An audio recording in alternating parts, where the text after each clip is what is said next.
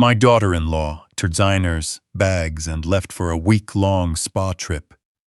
But the second the tires of her luxury's SUV rolled onto the asphalt, my son, who spent 7 agonizing, lifeless years in a wheelchair, suddenly stood up on his own.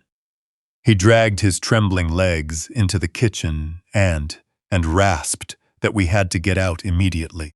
Shocked, I dropped my coffee mug, and the truth I uncovered next completely shattered world.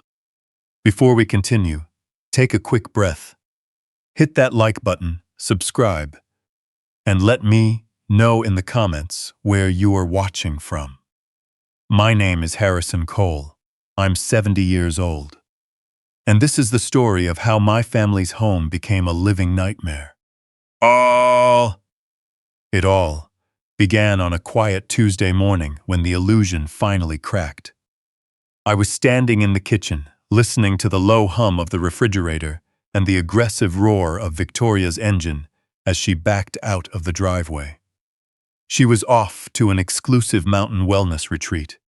I stood near the granite countertop, rubbing my hands, calloused and scarred from decades of hard work. Around my favorite, thick ceramic mug. It was an old cup with a chipped rim, a souvenir from my days as a heavy equipment maintenance engineer down at the Baltimore docks. I spent 40 years fixing massive freight cranes, wrestling with frozen steel, industrial grease, and brutal machinery. I knew how to fix broken things. I knew how to inspect massive structures, spot hidden structural stress, and patch them up so they could hold the weight of the world again. But for the last 7 years, the one thing I wanted to fix was completely beyond my reach. My son, Mason. Mason is 38. He used to be a brilliant marine architect. Building boats, living on the water, full of life and boundless drive. Then came the crash. 7 years ago, time froze for us. Guided by an endless trail of medical paperwork and Victoria's constant intervention, the doctors told us he was completely paralyzed from the waist down. From that day on, my strong, vibrant boy was trapped in a custom power chair, a ghost of the man he used to be. I moved into their guest room to help out. Victoria, you see, was a delicate woman, flawless nails, expensive clothes, and always claiming she simply wasn't strong enough to physically move a full-grown man. So that became my job. For 2,555 days, my retirement consisted of wrapping my aching, aging arms around my son's chest, lifting his heavy, unresponsive frame out of bed, placing him into his chair, and helping him bathe. I watched his muscles waste away. I watched the light in his eyes burn out completely. Through it all, Victoria played the part of the tragic, devoted wife. She controlled his finances, his diet, his schedule, and every single pill he swallowed. She held absolute authority over his survival, and by extension, total control over my life. With Victoria gone for the week, a rare, heavy quiet settled over the house. Without the sharp, annoying click of her designer heels on the hardwood, or her sweet-talking, passive-aggressive commands, the silence was almost deafening. I took a slow sip of my black coffee, grounding myself in its familiar bitterness. My plan was to head into Mason's room in an hour, wake him up gently, and maybe push him out to the back patio so we could sit in the sun. Just the two of us. No schedules, no wife hovering over his shoulder. I set the coffee pot back on the warming plate. That's when I heard the sound. It wasn't the smooth, familiar rubber-on-hardwood gliding of Mason's wheelchair. It was a heavy, thudding impact. Then another. Then a dragging sound, followed by rough, strained breathing. Someone had just slammed hard into the hallway drywall. The sound echoed through the empty house like a gunshot. My blood ran cold. Having spent years living in tough city neighborhoods before moving into this pristine suburban cage, my immediate instinct was that someone had broken in. Victoria had just left. The garage door might have stayed open a second too long. I set my mug down silently on the counter. Reaching into the heavy tool drawer near the sink, I pulled out a solid steel wrench, one I kept there for quick household fixes. My heart slammed against my ribs. At 70, my knees weren't what they used to be, but my grip was still like a vice. I crept silently toward the hallway, knuckles white around the cold steel, ready to protect my helpless son. I rounded the corner, wrench raised, and the air completely left my lungs. The wrench slipped from my fingers, hitting the floor with a loud metallic clatter. But I barely registered the noise. It wasn't an intruder. It was Mason. He was out of his chair. He was standing. I froze in place, utterly paralyzed by an image that my brain simply could not process. Mason was leaning heavily against the hallway wall, his knuckles chalk white as he gripped the door frame for balance. His face was pale as a sheet, covered in a thick layer of cold sweat. His legs, the legs I had carried like lifeless logs for 7 long years, were shaking violently. Like a newborn calf trying to find its footing, he let out a ragged, desperate gasps as he forced himself forward. He dragged his right foot, planted it, and then forced his left to follow. He was walking. Mason, I choked out. The word barely squeezed past my throat. My mind was short-circuiting. Was I having a stroke? Was this a dream? I had spent 7 years praying for a miracle I didn't even believe in, just wishing my son could feel his toes again. And now, here he was, shuffling toward me in the dim hallway light. I rushed forward, hot tears instantly stinging my eyes. Mason, good Lord, son, don't move. You're going to fall. I reached out to catch him, to hold him up. 1,000 questions exploded in my head. How is this possible? When did this happen? Why didn't the doctors know? But as I pulled close, the surge of joy and shock hit a brick wall. Mason wasn't smiling. There were no tears of joy on his face.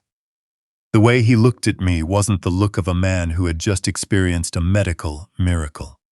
He looked terrified. His eyes were wide, bloodshot, and wild with the raw panic of a trapped animal. He shoved my hands away and stumbled into the kitchen, collapsing heavily against the center island, his chest heaving. I followed him, completely lost. Son, please sit down, I begged. Let me call an ambulance. Let me call a doctor. This is a miracle. Mason didn't look at me. His trembling hands fumbled across the granite countertop, knocking over a stack of mail and hitting my favorite ceramic mug. The cup shattered on the tile floor, splashing hot black coffee all over my work boots. Neither of us cared. His shaking fingers finally locked onto the spare keys to my truck. He gripped them so hard, his knuckles turned white. He slowly turned his head to look at me, his breathing shallow and rapid. The sheer desperation in his eyes chilled me to the bone. Dad, Mason whispered. His voice was a guttural, raspy growl, completely stripped of the fog that had blanketed him for the last 2,000 days. We need to leave right now, before it kicks back in. Victoria packed her bags for a trip, and the moment she was gone, my son stood up after 7 years in a wheelchair. He dragged himself into the kitchen, his body shaking, and begged me to help him escape before the drugs took over again. What I uncovered next shattered everything I knew and exposed an absolute monster. Please take a second to tell me down below where you're watching from. And don't forget to like and subscribe. I didn't ask any more questions. We grabbed nothing. We left without even locking the front door. I hooked my arms under his shoulders to carry his weight, but he pushed back, trying to bear his own load. Every single step was a jagged struggle. But his legs were moving. I crammed him into the passenger seat of my old Ford pickup, slammed the door, and turned the ignition. I threw it in reverse and pulled out so fast the tires screeched. I checked the rearview mirror, terrified Victoria's SUV would suddenly reappear to block the driveway. The silence inside the cab was broken only by Mason's heavy, ragged gasps. My hands gripped the steering wheel so tight my palms hurt. I drove aimlessly, trying to process the impossible sitting right beside me. I stole a glance at him. My son was holding onto the dashboard, his eyes wildly tracking the trees, houses, and open sky rushing past. He looked at the world like a man who had just been dragged out of a dark, suffocating box, hungrily taking in the motion and freedom. Sweat ran down his temples, and his jaw was set so tight, I feared his teeth would crack. "Mason," I started, my voice shaking in a way it hadn't since his mother passed away. "Mason, talk to me. What is happening?" "The doctors said your spinal cord was severed. They showed us the scans. They told me you'd never feel your legs again." Mason turned his head slowly. The lifeless, hollow stare I had grown accustomed to over the last 7 years was completely gone. In its place was a sharp, burning focus. "It was a concussion, Dad," he rasped, his voice raw from disuse. "A spinal concussion. That's what the initial ER doctors said when they pulled me out of the wreck. Severe trauma, temporary loss of function, but no break. I was supposed to be walking again within 6 months." I slammed on the brakes, pulling the truck hard onto the shoulder of an empty back road.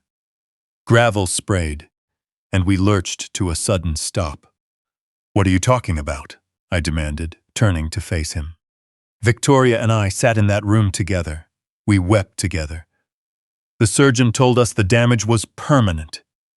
Mason let out a bitter, lifeless laugh. "That was her surgeon, Dad, the private specialist she insisted on bringing in. I was so out of it on pain meds I couldn't think straight. She took over my power of attorney. She took over everything." The memories hit me like physical blows to the chest. I remembered those first few weeks after the accident so clearly. Victoria had put on the ultimate performance of a loving, heartbroken wife. She quit her high-paying job. She handled all the insurance paperwork. She scheduled every doctor's appointment. When we brought Mason home to that custom-built house with the ramps and widened hallways, she was the one who set up his strict medication schedule. I remembered her standing by the kitchen island, gracefully crushing pills to mix into his food or stir into his water. Every time I asked what she was giving him, she'd offer a soft, sad smile. "It's a specialized muscle relaxant for his nerve pain, Harrison," she would say, gently patting my arm. "The specialist said if we don't keep his lower body completely relaxed, the spasms will destroy what little nerve ending he has left. I just want him to be comfortable." I believed her. I praised her. I told everyone in our family how lucky my son was to have a woman willing to sacrifice her entire life to care for a paralyzed husband.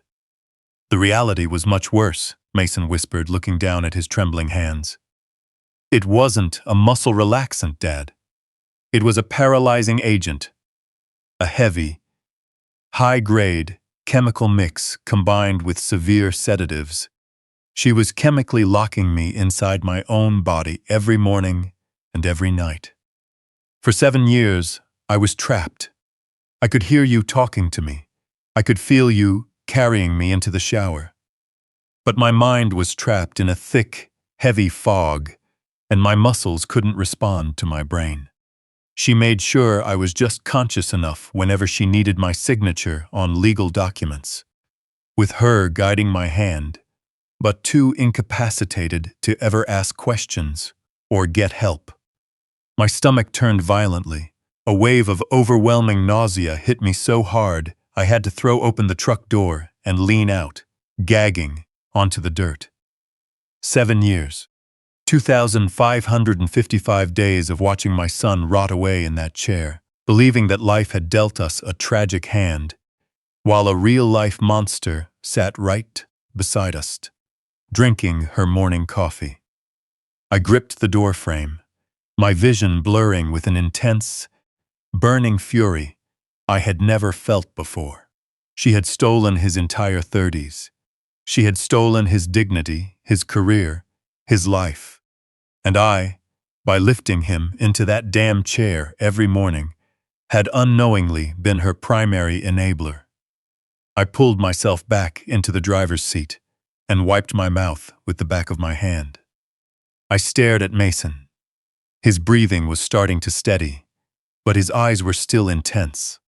"If she kept you heavily medicated for 7 years," I asked, my voice dropping to a dangerous whisper, "how are you sitting here right now? How did you break through the fog? How are you standing?" Mason rested his head back against the headrest, closing his eyes for a second.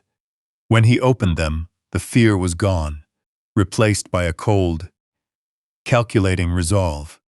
"A month ago," he began, his voice growing steady, "Victoria made my morning smoothie. She always put the drugs in there because the berries masked the bitter chemical taste. She set it on my wheelchair tray and went upstairs to take a phone call. I tried to lift the glass, but my hand spasmed. I knocked the whole thing over, and it spilled across the patio floor."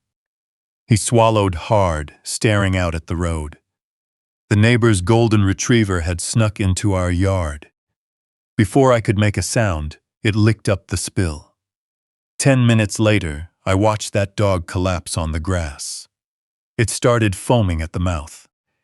Its hind legs went completely limp. It lay there, paralyzed, whining in terror for 4 hours, until the chemical effect finally wore off and it dragged itself home. Mason turned his head and locked eyes with me. That was the moment the fog cleared, just enough for me to realize what I was being fed. For the last 30 days, I've been faking swallowing her pills. I'd hide them under my tongue, and the second she turned her back, I'd spit them into a napkin. Every single night, while both of you were asleep, I dragged myself out of bed and forced myself to stand in the dark. I've been rebuilding my strength in secret, desperately waiting for the day she would finally leave the house. I stared at my son, my mind struggling to process the sheer horror of what he had endured. For 30 agonizing days and nights, he had suffered in total silence, acting like a helpless captive in his own home while secretly rebuilding his broken body in the dark. I shifted back into gear, the heavy tires crunching over the gravel shoulder as we pulled back onto the main road. The engine roared, matching the pounding pulse in my ears. I asked him where we needed to go, assuming he'd say the local police station or a lawyer's office downtown.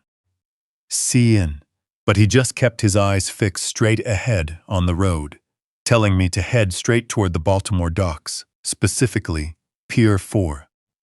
I asked what was waiting for us at Pier 4, but his jaw stayed tight. He just shook his head, his chest still heaving from the immense physical toll it took just to walk out of that house on his own. The silence between us grew heavy and intense, broken only by the steady hum of the tires against the asphalt.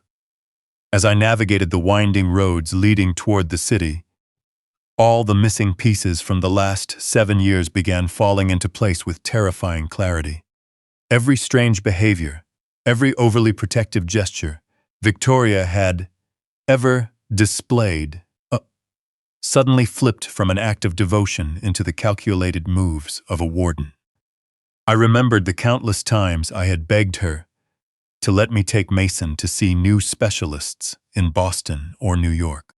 I had spent so many sleepless nights researching experimental therapies and recovery centers that promised a glimmer of hope.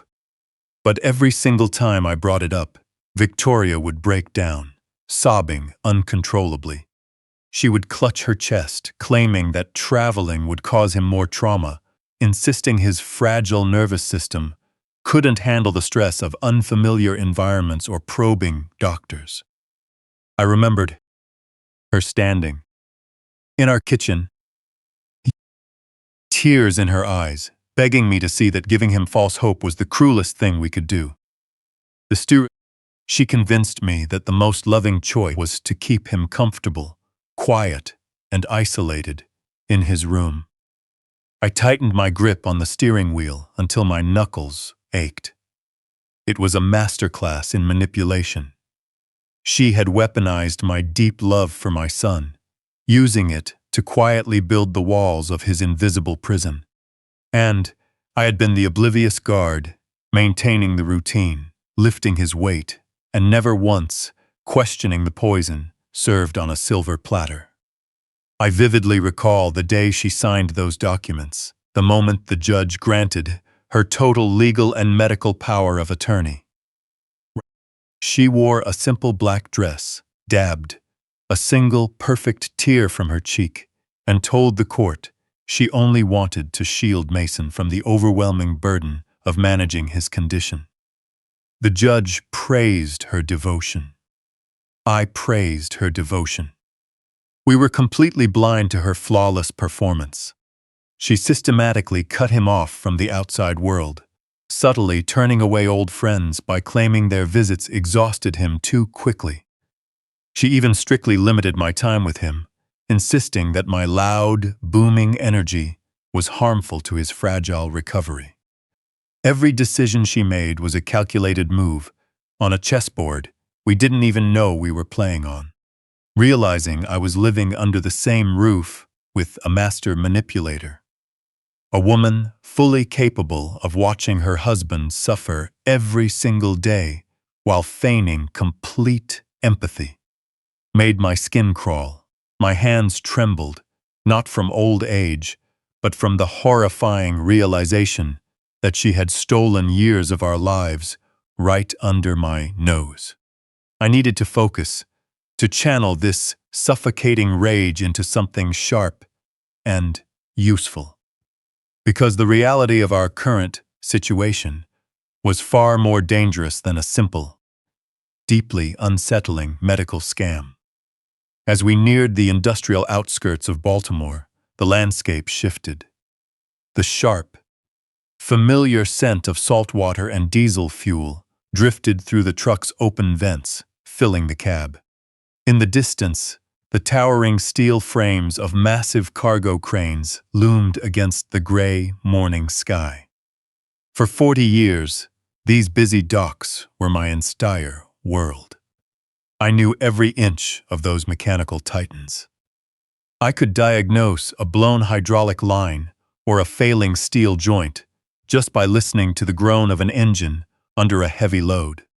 I spent my entire adult life repairing massive, broken machinery, making sure it could safely carry the crushing weight of global shipping. Yet, as I drove past the shipyards, a sickening wave of guilt washed over me, heavy enough to drown a man. I was an experienced mechanic, a professional troubleshooter, a man who prided himself on seeing hidden flaws in complex systems. How could I have been so blind to the deliberate destruction of my own son? I watched my only child wither away under my own roof. I saw the vacant look in his eyes and accepted the medical lies without a fight, simply because the woman handing him those pills had a gentle voice and a persuasive smile. The bitter shame burned in my throat like battery acid. I should have asked sharper questions. I should have demanded independent, doctors. I should have inspected what she was feeding him. Instead, I unknowingly helped her tuck him in every night, believing I was doing the right thing for my broken family. City traffic ground to a halt as we entered the bustling port district. Mason was drenched in sweat, the initial surge of pure adrenaline fading as his recovering muscles screamed in protest. He gripped the passenger door handle tightly, guiding me through a labyrinth of towering warehouses and stacked shipping containers. I still had no idea what we were looking for in this part of town. I fully expected him to lead me to some shady waterfront clinic, a rundown storage unit, or perhaps a hidden safe where Victoria kept illicit cash or unprescribed medical supplies. We made a sharp right, passing through a rusted chain-link gate, and finally arrived at the heavily guarded entrance of Pier 4. I slowed the heavy truck to a crawl, my tired eyes scanning the area for any dark secrets my daughter-in-law was keeping from us. But there were no crumbling warehouses here. There was no shady underground clinic. The heavy security gate slid open slowly. As we drove forward, the industrial grit of the port disappeared, replaced entirely by an absurd display of extreme wealth. Mason raised a trembling finger, pointing toward the calm water. Tied to a private, pristine dock was a long line of massive, gleaming, multi-million-dollar luxury yachts. I listened to his painful confession of solitary suffering, my knuckles aching from gripping the steering wheel so tightly until I finally parked at the end of Pier 4. I turned off the truck and stared at the sleek white hulls reflecting the morning light, completely unable to comprehend what my son was showing me. We stepped out into the humid port air. Mason leaned heavily on my shoulder, his breathing ragged, but his determination unbreakable. We walked slowly toward the tall security gate separating the public street from the private slips. Behind the wrought iron fence, a fleet of at least 5 brand-new luxury yachts rocked gently on the dark water. The largest of them all, a massive 3-deck flagship vessel with tinted panoramic windows, was docked right in front of us. Painted across its polished fiberglass hull, in elegant, sweeping gold letters was a single name: Vic Marino. She had named her flagship after both of them. A bitter taste filled my mouth as I realized the sheer audacity of her ego. I looked at Mason, my voice barely a whisper, and asked who owned these boats. Without missing a beat, he revealed the horrifying truth. When the courts awarded him a $12 million settlement after the tragic accident, Victoria immediately took complete control of the funds. She told me, and every relative we had, that the money was legally locked away in a high-yield, untouchable medical trust. She claimed it would safely pay for his lifelong specialized care, expensive automated equipment, and daily therapy sessions. We all praised her careful financial planning and her total dedication to his future. But there was no medical trust. Mason stared at the golden letters on the hull and told me she had drained every single penny of his settlement to buy this entire charter fleet. While I was changing his sheets and spoon-feeding him dinner, she was building a massive empire with his life-changing compensation. The security gate was guarded by a young man in a crisp white uniform, standing inside a climate-controlled booth. He stepped out holding a clipboard, clearly ready to turn away an old man in dirty work boots and a struggling guy in sweatpants. But I had spent 40 years on these docks. I knew the language of the port better than anyone. I recognized the security badge pinned to his shirt. It belonged to a private contracting company run by Jimmy Callahan, an old union brother of mine from Pier 9.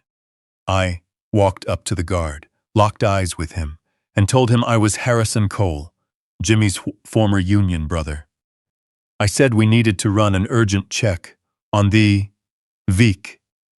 Marino's main electrical junction box for a potential fire hazard. The young guard hesitated, looking at my oil-stained jacket, looking at my Austin, then my exhausted son, before tapping his shoulder radio to verify my claim. After a few agonizing seconds of waiting, he pressed a green button on the console, and the heavy metal gate slowly slid open. My old port connections still carried weight. As we stepped onto the pristine wooden dock, my experienced instincts kicked into high gear. I looked around, taking in the massive scale of the operation surrounding us. Managing a luxury charter fleet of this size was by no means a passive investment. It required grueling daily operations. It demanded constant coordination with specialized maintenance crews, managing a large staff of licensed captains and hospitality workers, and handling a massive, continuous cash flow. I remembered Victoria coming home in the evenings, kicking off her designer heels, dramatically rubbing her temples, and complaining about being utterly exhausted from fighting stubborn medical insurance companies all day.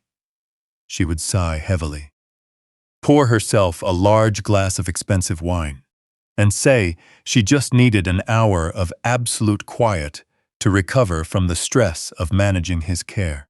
She played the role of an exhausted, homebound caregiver to perfection, putting on an absolute Oscar-worthy performance, all for my benefit. In reality, she spent her days out in the bright sun, shouting orders at her staff, reviewing massive financial ledgers, and running a multi-million-dollar maritime enterprise completely behind our backs. The scale of her deception was almost too vast to process. It took a level of cold, calculating detachment that I couldn't comprehend. She had compartmentalized her life so perfectly that not a single drop of her secret commercial empire ever spilled over into our quiet suburban home. She smiled at me every morning while quietly stealing my son's life.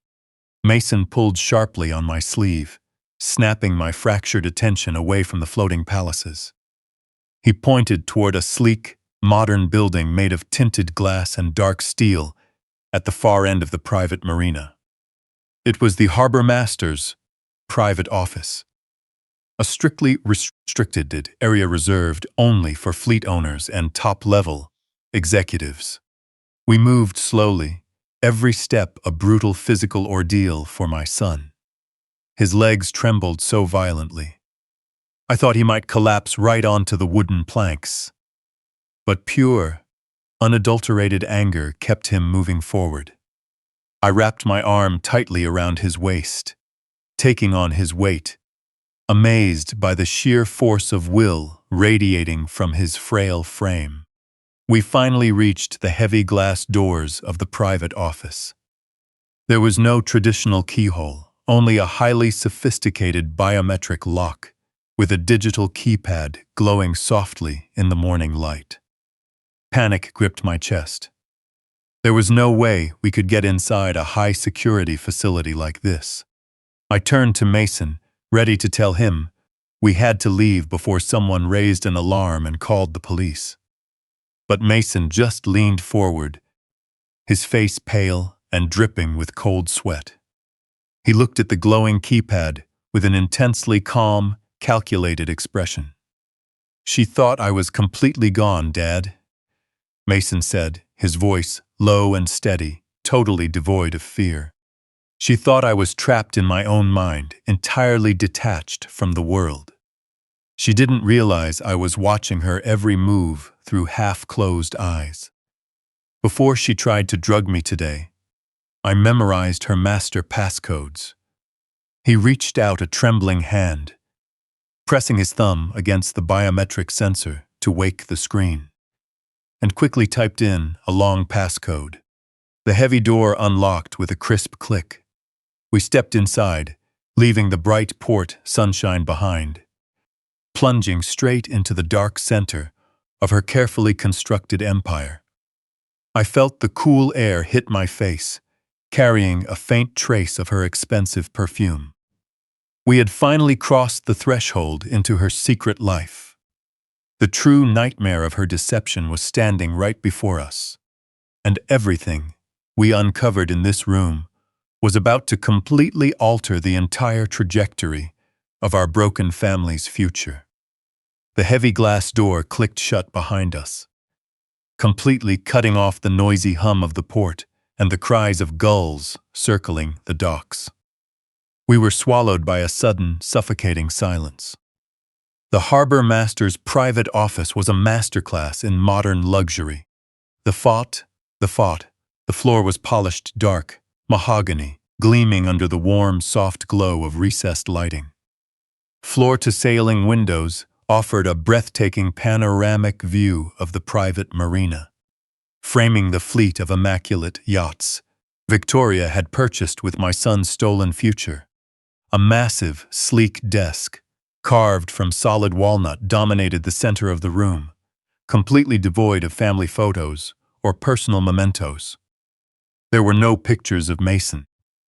In this luxurious sanctuary, there was absolute zero indication that the woman running this maritime empire had a paralyzed husband trapped in a custom suburban cage. She had meticulously separated her two worlds. This spotless office was a towering monument to her endless greed. I guided Mason toward a heavy leather chair placed in front of the floor-to-ceiling window, my own muscles aching from supporting his shaking frame. He sank deep into the cushions, his breathing fast and shallow. A fresh layer of cold sweat covered his face. His skin had a sickly, pale, translucent look that made my heart ache with a fierce, protective anger. I asked if he needed water, if we should pause for a minute, but he shook his head violently. He raised a trembling hand and pointed to a massive abstract canvas hanging on the far wall. It was a chaotic swirl of deep blues and silvers that blended seamlessly into the room's nautical theme. He told me to pull the canvas down. Pull the canvas down. I walked over, grabbed the edges of the heavy wooden frame, and ripped it off the wall, letting it crash onto the mahogany floor with a loud thud. Behind the painting, embedded deep within the building's reinforced steel frame, was a massive, state-of-the-art wall safe. It had a sleek, matte black finish and a complex digital touchscreen keypad. The moment my shadow crossed its motion sensors, the keypad lit up. I stared at the glowing numbers, feeling a sudden wave of crushing defeat wash over me. This was a commercial-grade safe, the kind diamond brokers and high-end casinos used to protect millions in untraceable assets. Without heavy explosives or a team of professional safecrackers, there was no way we were getting inside. I turned to Mason, ready to tell him we had hit a permanent dead end, that we needed to leave this office immediately and find another way to expose her massive web of lies. But my son didn't look defeated. He didn't look like a man ready to give up. Using every ounce of strength he had quietly built up during those long, painful nights, he slowly pushed himself out of the leather chair. I rushed to his side to support his shoulders, feeling his frail frame shaking uncontrollably. He waved me off, clenching his jaw in defiance. He limped toward the glowing keypad, his eyes locked onto the digital screen with a fierce, laser-like focus. He pressed his left hand against the cold steel plate on the wall to steady himself, then raised his right hand toward the glowing numbers. I asked him what he was doing, completely baffled by sudden burst of determination. Without turning around, he explained his desperate, brilliant strategy. He told me that over the last 3 weeks, while Victoria was convinced and trapped in a heavy drug haze, he had been carefully studying her every move. He had been carefully studying Eve Mies. watched her open her personal tablet, her banking apps, and her private, encrypted files. He silently observed the precise rhythm of her fingers, the subtle shifts in her body language, and her favorite sequence of numbers when she thought no one was watching.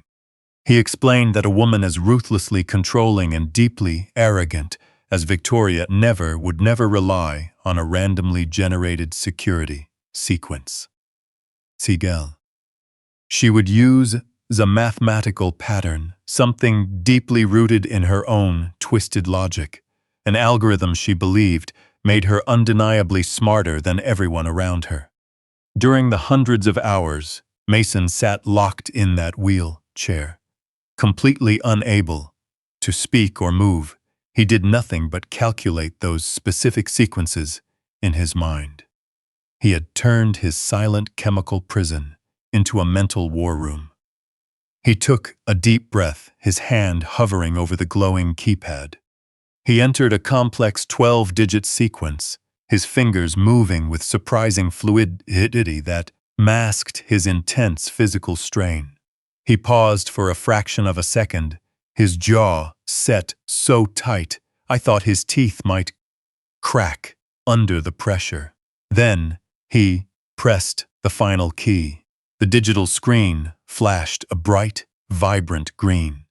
From deep within the heavy steel door came a loud mechanical click, followed by the smooth, satisfying hiss of electric deadbolts sliding back into their housings. The heavy door swung open, revealing the dark, cavernous interior of the safe. I stood completely frozen, stunned by my son's sheer intelligence. Exhausted, he slumped heavily against the wall and gestured for me to pull out the contents. I stepped forward and reached inside the cold metal cavity. The safe was packed with neatly arranged manila folders, thick legal binders, and stacks of official banking documents. I pulled out the first bundle and dropped it onto the massive walnut desk. The truth was finally staring us right in the face, and it was far worse than anything I could have imagined. There were dozens of statements from offshore banking institutions in the Cayman Islands, the Bahamas, and Switzerland. Every single account was registered under a complex network of anonymous shell companies, but Victoria was clearly listed as the sole primary beneficiary on every single ledger. I opened a thick black binder and found the original documents from Mason's accident settlement. The $12 million hadn't been locked away in a protective medical trust, as she had tearfully claimed to our entire family. Through these offshore shell companies, she had systematically drained every last cent of his settlement, using it to directly purchase this luxury charter fleet. She had effectively laundered his money, turning his tragic accident into her personal, untraceable fortune. As I frantically stuffed these incriminating documents into my heavy canvas bag, a specific thick contract caught my eye, slipping out from between two leather binders. It was an official promissory note stamped with an ominous red legal seal. Victoria hadn't just bought the luxury yachts outright. She was actively using the entire fleet as collateral to secure a massive new loan today. My hands shook violently as I pulled the thick parchment document completely out of the leather binder. Bound with a thick black cord and sealed with dark red wax, it looked entirely out of place for a standard commercial bank loan. I smoothed the heavy paper across the polished walnut surface of the harbor master's desk, my eyes scanning the dense paragraphs of complex legal jargon.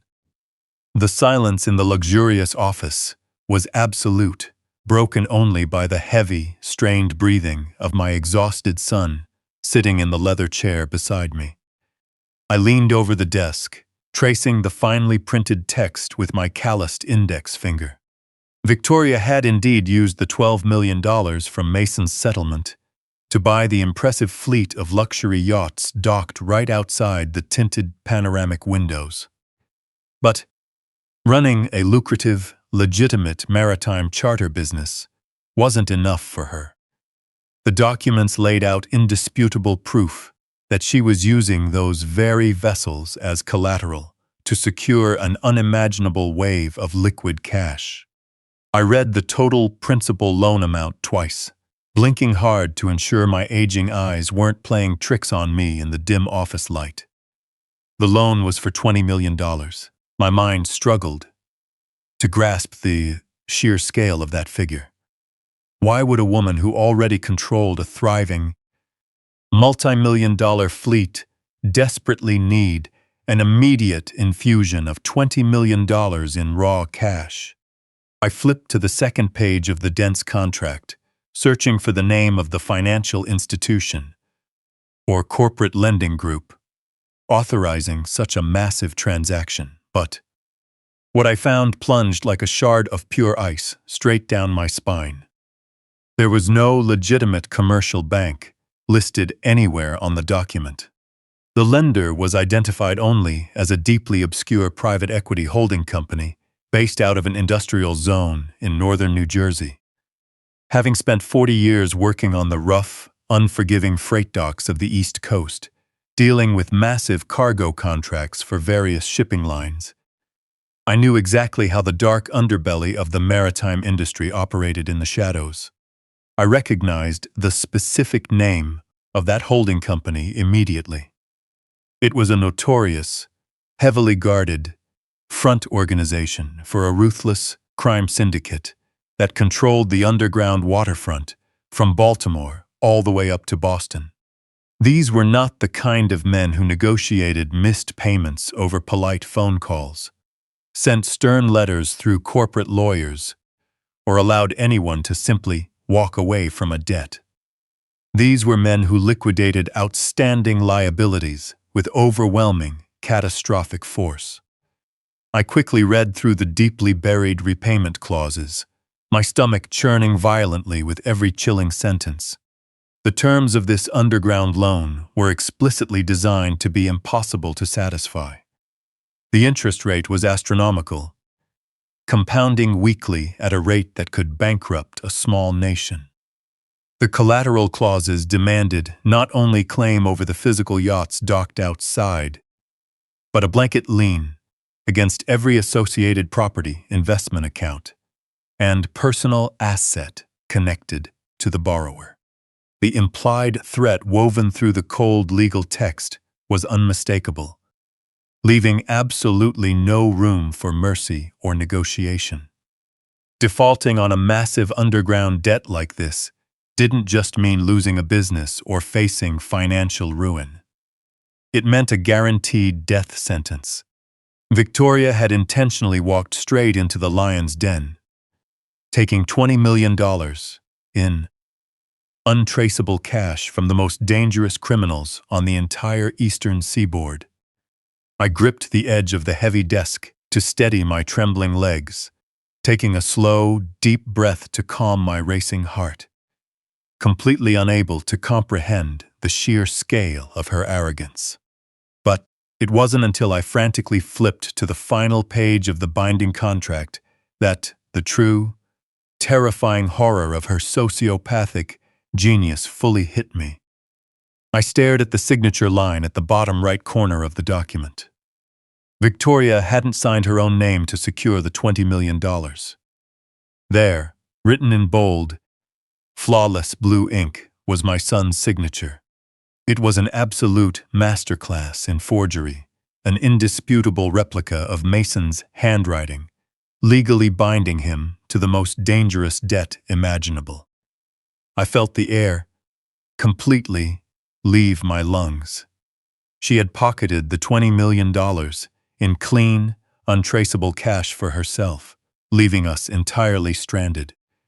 But she had deliberately left the catastrophic debt entirely in his name. When the ruthless enforcers from that New Jersey syndicate inevitably came to collect their massive repayment, they wouldn't go looking for Victoria. They would hunt down the man whose signature was on the dotted line. They would come directly for my vulnerable son. She had effectively painted a massive, glowing target on his chest. If she vanished with the money, those criminals would tear our lives apart, destroy our home, and eliminate him without hesitation to clear their ledger. She was setting him up to take the fall for her massive theft. I turned my head slowly to look at Mason. He stared back at me with a completely hollow, terrified expression, reading the sheer panic spreading across my face. He asked what I had found in the paperwork.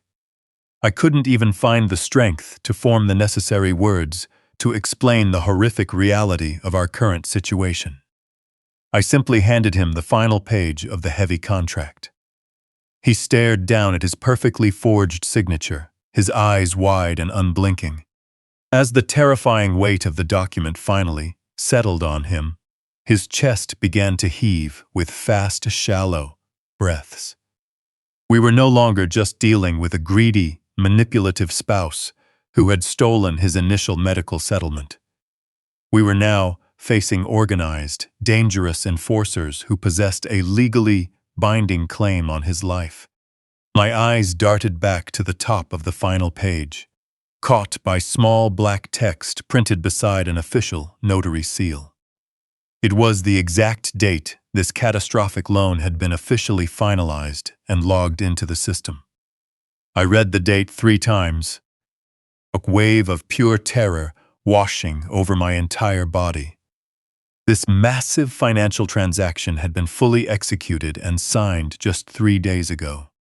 Exactly 72 hours after receiving $20 million in liquid cash, Victoria had packed her expensive designer luggage and cheerfully announced she was leaving town for a relaxing wellness retreat in the quiet mountains. I raised my eyes from the desk, meeting my son's terrified, bloodshot gaze. The dark, horrific truth finally shattered the very last illusion I held about the woman living under my roof. "She isn't at any wellness retreat, Mason," I rasped, the color draining completely from my face. "She's securing her escape route." The heavy truck engine roared like a trapped beast, letting out a rough mechanical protest that seemed to mock the fragile, uneasy quiet of the port. Sog. I yanked the steering wheel hard to the left, the heavy tires screeching against the rough asphalt as I drove us rapidly away from that marina filled with stolen dreams and hidden schemes. I didn't care about the speed limit, traffic lights, or the stunned looks from the few dock workers who paused to watch our frantic departure. I drove like a man possessed, driven by a single, burning need to put as much physical distance as humanly possible between my son and the deadly trap he had been lured into. Mason sat beside me, clutching that thick stack of paperwork tightly against his chest like a shield. His knuckles were ghostly white, his eyes locked on the side mirror as if he expected a dark sedan to come screaming around every corner. My mind was racing at 1,000,000 miles an hour, processing every single piece of information we had just pulled from that wall safe. It felt as though I was back at the docks, frantically diagnosing a massive, catastrophic engine failure. Except this time, the machinery I needed to save was my only son's life. I reviewed the data in my head, specifically the terrifying details, outlining the timeline of Victoria's financial plunder. Why would a woman who had already pocketed a $12 million settlement suddenly need $20 million more? It made no sense. It was irrational. It was pure greed. Unless, of course, her goal was never long-term stability, but one final, explosive, permanent departure. The weight of that thought settled heavy in my stomach, like a piece of lead. I pressed harder on the accelerator, the old engine whining in protest. We needed to go somewhere we could think. Somewhere far from the prying eyes of the harbor where we could catch our breath. I began to speak, my voice low and raspy, forcing Jason to look at me. I needed him to understand that we weren't just running from a thief. We were running from a predator. The simple math of her disappearance didn't add up. Victoria was too smart, too calculating, to think she could just vanish to a tropical island with $20 million and assume those dangerous criminals would simply shrug and move on. Those men didn't operate like that. They were relentless, uncompromising, and possessed very long memories. That was when a cold, sickening realization hit me, stopping my heart for a fraction of a second. The information provided a brutal context for what we were dealing with. She hadn't just taken the money. She had created an unpayable debt, a debt explicitly tied to a human life. The Syndicate wouldn't chase her across the globe. They would go after the debtor. And that debtor, according to their paperwork, was Mason. She was setting the stage for a tragic, definitive ending. A vulnerable man overwhelmed by massive debts, choosing to end his own suffering. It was a plausible narrative, a story those criminals would accept and authorities wouldn't question. Every mile we put between ourselves and the port felt like a century. Mason started to speak, his voice raspy and thin, recalling the late nights in his room when he would overhear her on the phone, hushed tones talking in cold, businesslike terms about expiring assets and final settlements. I had been so blind. I spent my entire life repairing engines, ensuring the massive steel structures on the docks wouldn't buckle under heavy loads. Yet, I failed to see the structural flaws in my own son's life until everything collapsed around us. Looking at him broke my heart. He had been a prisoner, a ghost in his own home, while I was the one pushing his wheelchair. I had been the one feeding him, bathing him, thinking I was being a good father and protector. Instead, I had been an unwitting accomplice, the final link in the chain keeping him trapped. The guilt was a physical weight, heavier than any cargo ship I had ever serviced. Every time I let her take charge, every time I stepped back to let her manage his care, I was simply allowing her to tighten her grip. She told me she was using the money for advanced medical care, Dad, Mason said, gazing out the window, his eyes vacant. She said the trust would last forever. Forever. The word echoed endlessly in my mind. She had bought herself a future using our lives as currency. And now, to fund her departure, she was abandoning us to the highest bidder.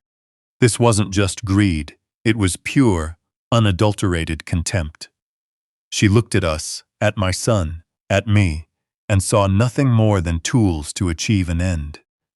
We were resources to be mined, and once depleted, thrown away. She had been planning this for years. The accident, the recovery, the isolation. Every step was a phase in her larger blueprint, and the most chilling part was that she took pride in it. I remembered her smiles, the calm, serene way she would tell me Mason was making progress. She enjoyed the performance, relishing her ability to manipulate us all into believing her lies. An abandoned shopping center appeared on the horizon, its vast, empty parking lot, a sea of cracked asphalt and overgrown weeds. It was the perfect spot to pull over.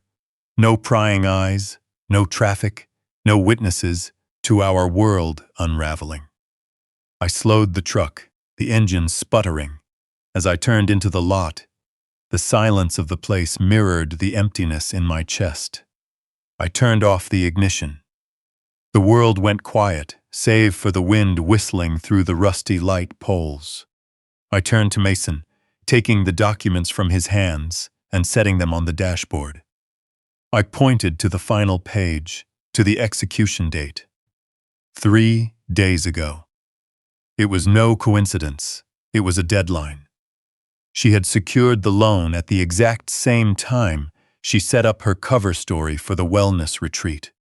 She was clearing her desk, burning her secrets, and making sure that when anyone discovered her missing, we would be the ones left, holding the debt, facing the wrath of a dangerous syndicate. The cold truth felt like a blade in my hands. I was the father, the protector, the man who had worked his entire life to keep his family safe. Yet I had failed so completely that I hadn't even realized my son was being traded away to criminals. I gripped the dashboard so tightly, the plastic groaned beneath my hands. I looked at my son, a man who had survived so much only to be confronted with this. The reality of that document sat right there. A definitive end written in forged handwriting. I could see the pieces coming together in Mason's mind as well. He realized he wasn't just the victim of an unfortunate accident, but the target of a long-term plan. He had been kept alive for a specific purpose. Not out of love, but out of necessity. And now that she was ready to move on, he was no longer needed. She was coming back to finish what she started. I stared at the horizon as the sun climbed higher, indifferent to our terror. We had the proof, but we were running out of time. She could already be on her way, believing she was home free, thinking she had successfully evaded all consequences. She had no idea we were standing in the middle of a deserted parking lot, holding the evidence of her crimes, fully aware of her true intentions. I turned to Mason, my heart heavy with what needed to be said. Knowing there would be no turning back, no pretense, no safety once, I spoke the words out loud. The truth was out, and it was the most dangerous thing I had ever held. I looked at him, feeling the suffocating weight of a father given a second chance, only to realize the clock was ticking down fast. "She's not at any wellness retreat, Mason," I rasped, the words barely scraping past my tight throat as the blood drained from my face, leaving me colder than I had ever felt. "She's securing her escape route. She's coming back here, Mason. She's coming back to end this once and for all. She's coming back to eliminate you." The silence inside the truck was shattered by a sharp, ragged gasp from Mason. Pure, unadulterated panic seized his features. His hand flew to the door handle, his knuckles white as he pulled frantically at the latch. He practically screamed that we had to drive straight to the local police precinct. He wanted to dump the thick stack of forged financial statements and that threatening document directly onto a detective's desk. He wanted to demand an immediate arrest, begging for police cars to be dispatched to the airport, the mountain resort, or wherever Victoria was currently hiding. His chest heaved with frantic, shallow breaths as his mind raced with the idea of handing the authorities the key to his salvation. I understood his desperate reaction completely. Every instinct, screaming inside my own chest, urged me to do the exact same thing. To seek immediate safety behind armed officers and sterile interrogation. But my mind was already racing several steps ahead, mapping out the cold, terrifying realities of the legal battlefield we had inadvertently stepped onto. I reached out, grabbing his trembling shoulder, squeezing firmly to ground him, pulling him back from the edge of total panic. I locked my eyes onto his, speaking firmly. "No." I kept my voice low and steady, forcing an iron grip of calm I didn't truly feel inside. I explained the cruel, insurmountable wall we were facing. Victoria held absolute medical and legal authority over him. She possessed an ironclad power of attorney signed by a judge, granting her complete control over his entire life. If we walked into a police station right now, with a wild story about underground loans, offshore accounts, and secret paralyzing drugs, the local police wouldn't immediately arrest a well-dressed, devoted caregiver. They would look at a man who was supposed to be completely paralyzed, sweating, and incoherently talking about conspiracies, and they would immediately call his legal guardian. They would call Victoria. She would walk into that precinct with her perfect, sorrowful smile and a briefcase full of meticulously forged medical records. She would gently explain to the desk sergeant that her dear, traumatized husband was suffering from a severe, drug-induced psychotic break. She would cry, claiming his fragile mind had finally collapsed under the tragic weight of his condition. And the police, entirely convinced by her flawless act, would hand him right back over to her. They would give her the legal authority to lock him away permanently in a secure psychiatric facility. And I would have absolutely no legal standing to stop it. Mason stared at me, the frantic panic in his eyes slowly dying out, replaced by a cold, hollow realization. The brilliant trap she had built wasn't just physical. It was a psychological and legal fortress. She had spent 7 years training the entire world to view her as a saint, and him as a broken, dependent invalid. If we moved too early, if we revealed our hand without absolute, undeniable proof of her ultimate intent, she would effortlessly flip the narrative. She would paint us as two delusional men, attacking the woman who sacrificed everything to care for us. The massive debt would remain tied to his name, leaving us completely defenseless. I told him we were no longer just fighting a greedy spouse.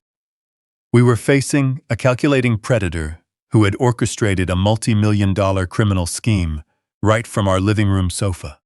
To catch a predator of this level, we couldn't just play defense. We had to build a trap. We needed undeniable, indisputable evidence of her attempt to commit the ultimate crime. She had to be caught red-handed, with no possible way to spin her lies. I outlined the painful strategy, my heart breaking with every word I forced out. We had to go back to the house. We had to return to the scene of the crime before she ever realized we had left. We needed to beat her back to the suburban prison she had built. I told Mason he had to get back into that wheelchair. He had to voluntarily surrender his newly recovered mobility and play the role of the helpless, paralyzed victim one last time. We needed to install hidden cameras. We needed to position ourselves perfectly, anticipating the final, decisive move she would make when she returned to cash in on her ultimate plan. The sheer cruelty of what I was asking my son to do tore at my soul. I was asking a man who had been trapped in a silent nightmare for 2,500 days to voluntarily walk back into his cage. I was asking him to look the devil in the eye and pretend he was still completely powerless inside. But it was the only way to ensure she couldn't escape justice. More importantly, it was the only way to ensure those dangerous enforcers she owed $20 million to would turn their crosshairs onto her instead of hunting us down. The drive back home was the longest, most agonizing journey of my life. We avoided main thoroughfares, sticking exclusively to winding, deserted back roads to ensure we weren't being followed by any of her hired associates or private security. The atmosphere inside the truck was heavy with the solemn understanding of the terrifying performance we were about to pull off. The sun climbed higher into the sky, casting bright, mocking light across the passing suburban lawns. Everything looked so normal, so mundane, while our entire reality had been ripped apart and rebuilt into a terrifying nightmare. I rehearsed every step we needed to take in my head. I planned where to hide phones to capture audio, which specific angles would cover the doorways, and how I would position myself in the adjacent hallway when she finally walked through the front door. I had to play my part flawlessly as well. I had to maintain the image of the clueless, grieving father, completely oblivious to the monster standing in the kitchen. We finally turned onto our familiar street, where neat lawns and pristine mailboxes looked like props in an absurd play. I pulled the heavy truck into the driveway, the engine cutting out with a final metallic shudder. The house stood before us, quiet and imposing. We stepped through the front door, then out to kick out into the heavy silence of the empty rooms, pressing down on us like a physical weight. We moved slowly into the living room. There, sitting perfectly still in the center of the plush rug, was the power wheelchair, the ultimate symbol of his 7 years of torment. Mason stopped dead in his tracks, staring at the heavy leather straps. His hands clenched into tight fists, his whole body trembling with tears of pure rage. With a short, shuddering breath, he stepped forward, lowered himself back into the seat, and began tightly strapping his seemingly useless legs into the metal footrests. The trap for her return was officially set. I watched my son strap his seemingly lifeless legs back into the cold metal footrests. Seeing him return to that mechanical prison broke my heart. But we had no choice. We were the hunters now, and Victoria was our prey. The trap was set, but it was useless without eyes and ears. I needed undeniable proof of her malicious intent, captured in high definition and stored far beyond her reach. I rushed out to my pickup, working 40 years on the docks. I frequently dealt with security contractors monitoring billions in cargo passing through our port. Over the years, I had accumulated a set of high-grade diagnostic cameras, microlenses, and encrypted audio bugs originally meant for inspecting inaccessible engine cavities. I grabbed my canvas toolkit, my mindset shifting from a grieving father to a cold, focused technician. I hurried back inside, dropping the heavy kit onto the hardwood floor. I told Mason to stay completely still, and I went to work. I pulled out precision screwdrivers, optical cables, and 3 tiny microlenses. My hands, calloused and scarred from decades of wrestling with steel, moved with surprising delicacy. I dragged a chair to the wall, climbed up, and reached the chrome HVAC vent positioned high near the ceiling. It offered an unobstructed view of the entire living room, focused squarely on Mason. I unscrewed the cover and reached deep into the metal throat of the air duct. I spliced the microlens directly into the digital thermostat's power line, ensuring the camera would have continuous power. I mounted the lens behind the vent's slats, rendering it completely invisible. I routed the optical cable back to a hidden transmitter unit, hardwired directly to an encrypted cellular hotspot I stashed inside the wall cavity. The video and audio feed would immediately upload to a secure cloud server, bypassing the home's local network that Victoria monitored. If she cut the house's power or destroyed the router, our evidence would still be safely locked away, hundreds of miles away. With the living room secured, I moved swiftly to the kitchen, the central hub of her daily routine, the exact spot where she meticulously prepared poisoned meals and crushed paralyzing pills into his morning smoothies. I found an air intake register, located directly above the massive marble island, working even faster now. My heart beating frantically against my ribs, I unscrewed the grate, wired the second microlens, and placed a highly sensitive audio bug designed to capture even the faintest whisper. I wanted every muttered word recorded, every phone call to offshore bankers, and every distinct crunch of the pill crusher against the marble counter. I connected the kitchen feed to the hidden hotspot, wiping a thin layer of drywall dust from my sweating forehead with the back of my sleeve. I was racing against an invisible, terrifying clock, constantly bracing for the sound of tires pulling into the driveway. Next, I moved quickly down the carpeted hallway into the master bedroom. The air in the room was thick with the suffocating scent of her expensive floral perfume. The plush, king-sized bed, the massive walk-in closet, and the pristine vanity all made my stomach turn. This was the sanctuary she had built with my son's stolen future. Forcing down my burning anger, I focused entirely on the task at hand. I located a ceiling vent positioned directly above her nightstand and private desk. Removing the cover, I installed the third and final micro lens, paired with a dedicated audio bug.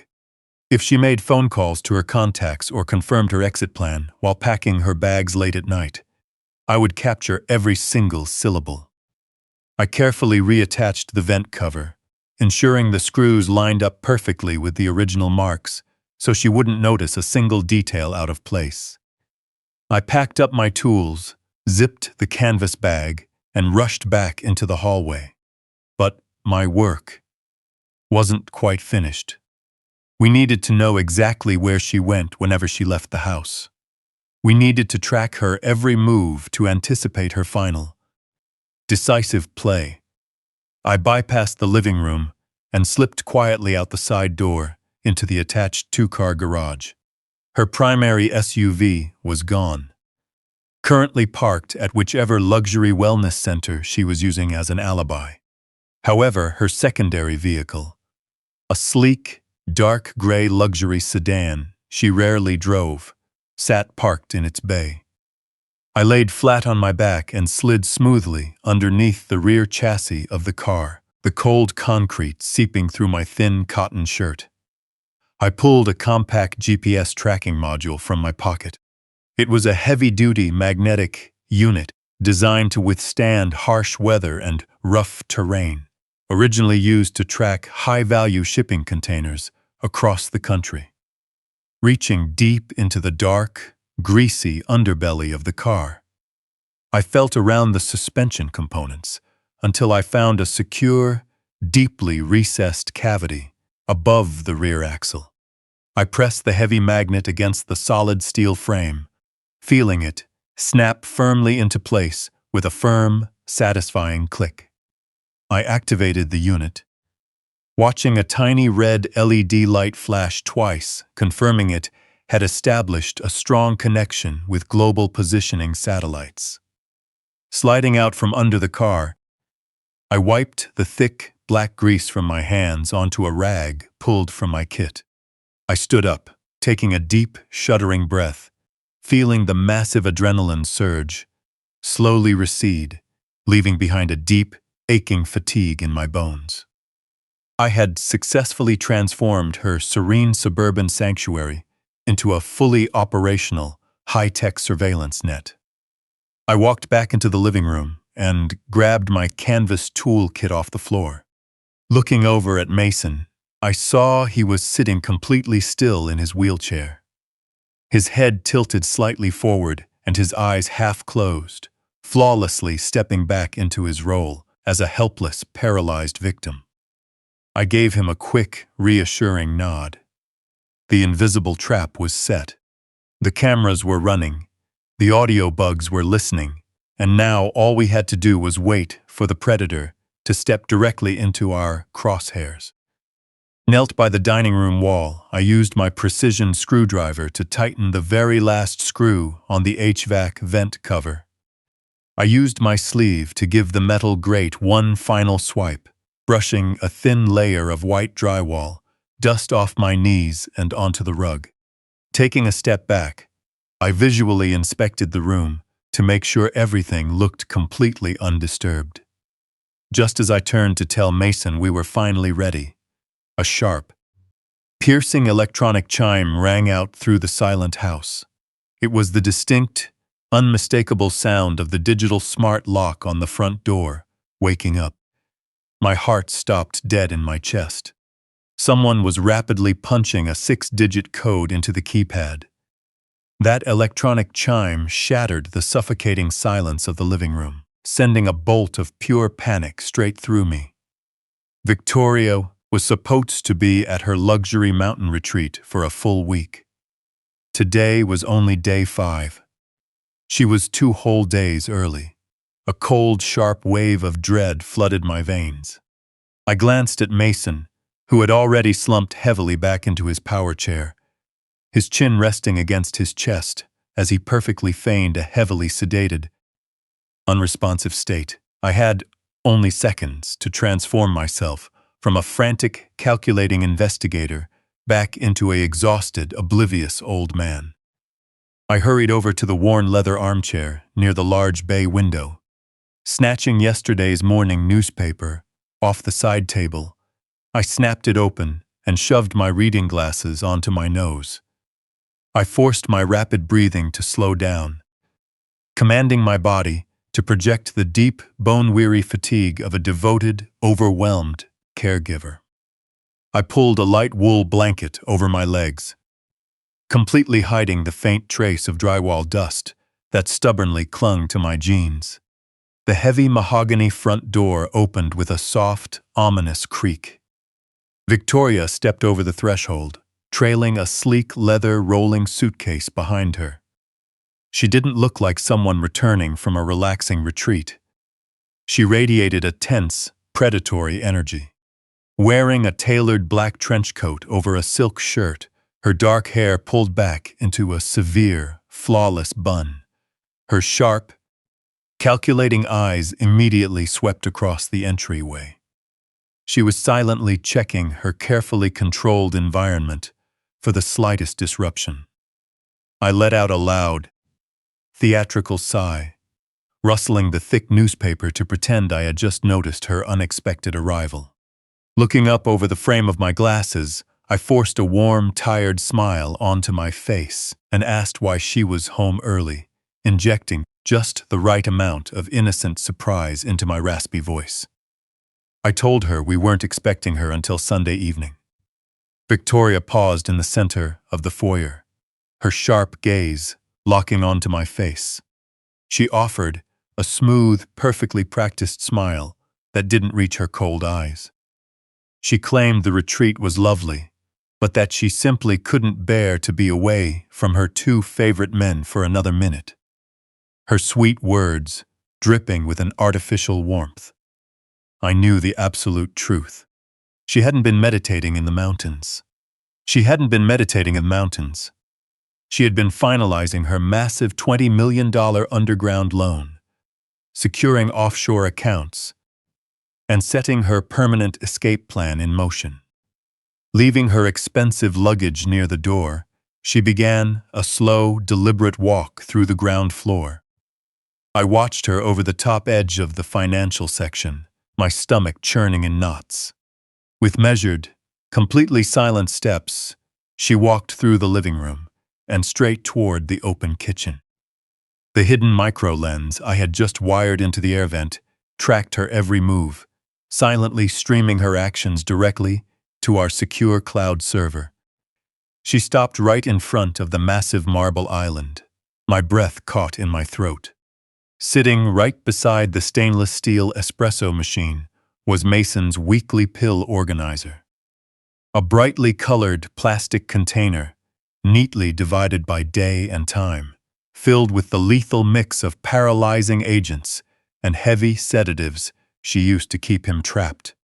Just 30 minutes ago, when we frantically rushed back to the house, I had painstakingly replaced those toxic capsules with perfectly matching, harmless dietary supplements. Mason and I had worked desperately to empty the capsules and refill them with ground powder, measuring and weighing them so they would look completely untouched. but a woman as sharp and deeply calculating as Victoria wouldn't overlook tiny details. She picked up the plastic organizer. I gripped the newspaper so hard the thin paper began to tear under my sweating fingertips, silently praying that the powder color matched perfectly. Holding the translucent plastic up to the bright kitchen light, her dark eyes narrowed slightly as she inspected the contents. She tilted the container, watching the off-white capsules slide against the plastic walls. The silence stretched into an agonizing eternity. I could hear the rhythmic ticking of the antique grandfather clock in the hall, counting down the seconds to our potential ruin. If she noticed even the slightest difference in weight or texture, she would instantly know her absolute control had been compromised.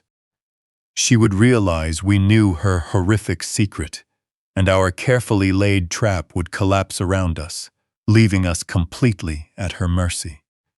After what felt like a lifetime of suffocating fear, Victoria slowly set the plastic organizer down. She placed it gently back onto the cold marble, aligning it perfectly with the edge of the espresso machine, right back where it belonged. A quiet, chilling sigh escaped her pale lips. The swap had passed her visual inspection. Her grand illusion of total dominance remained intact.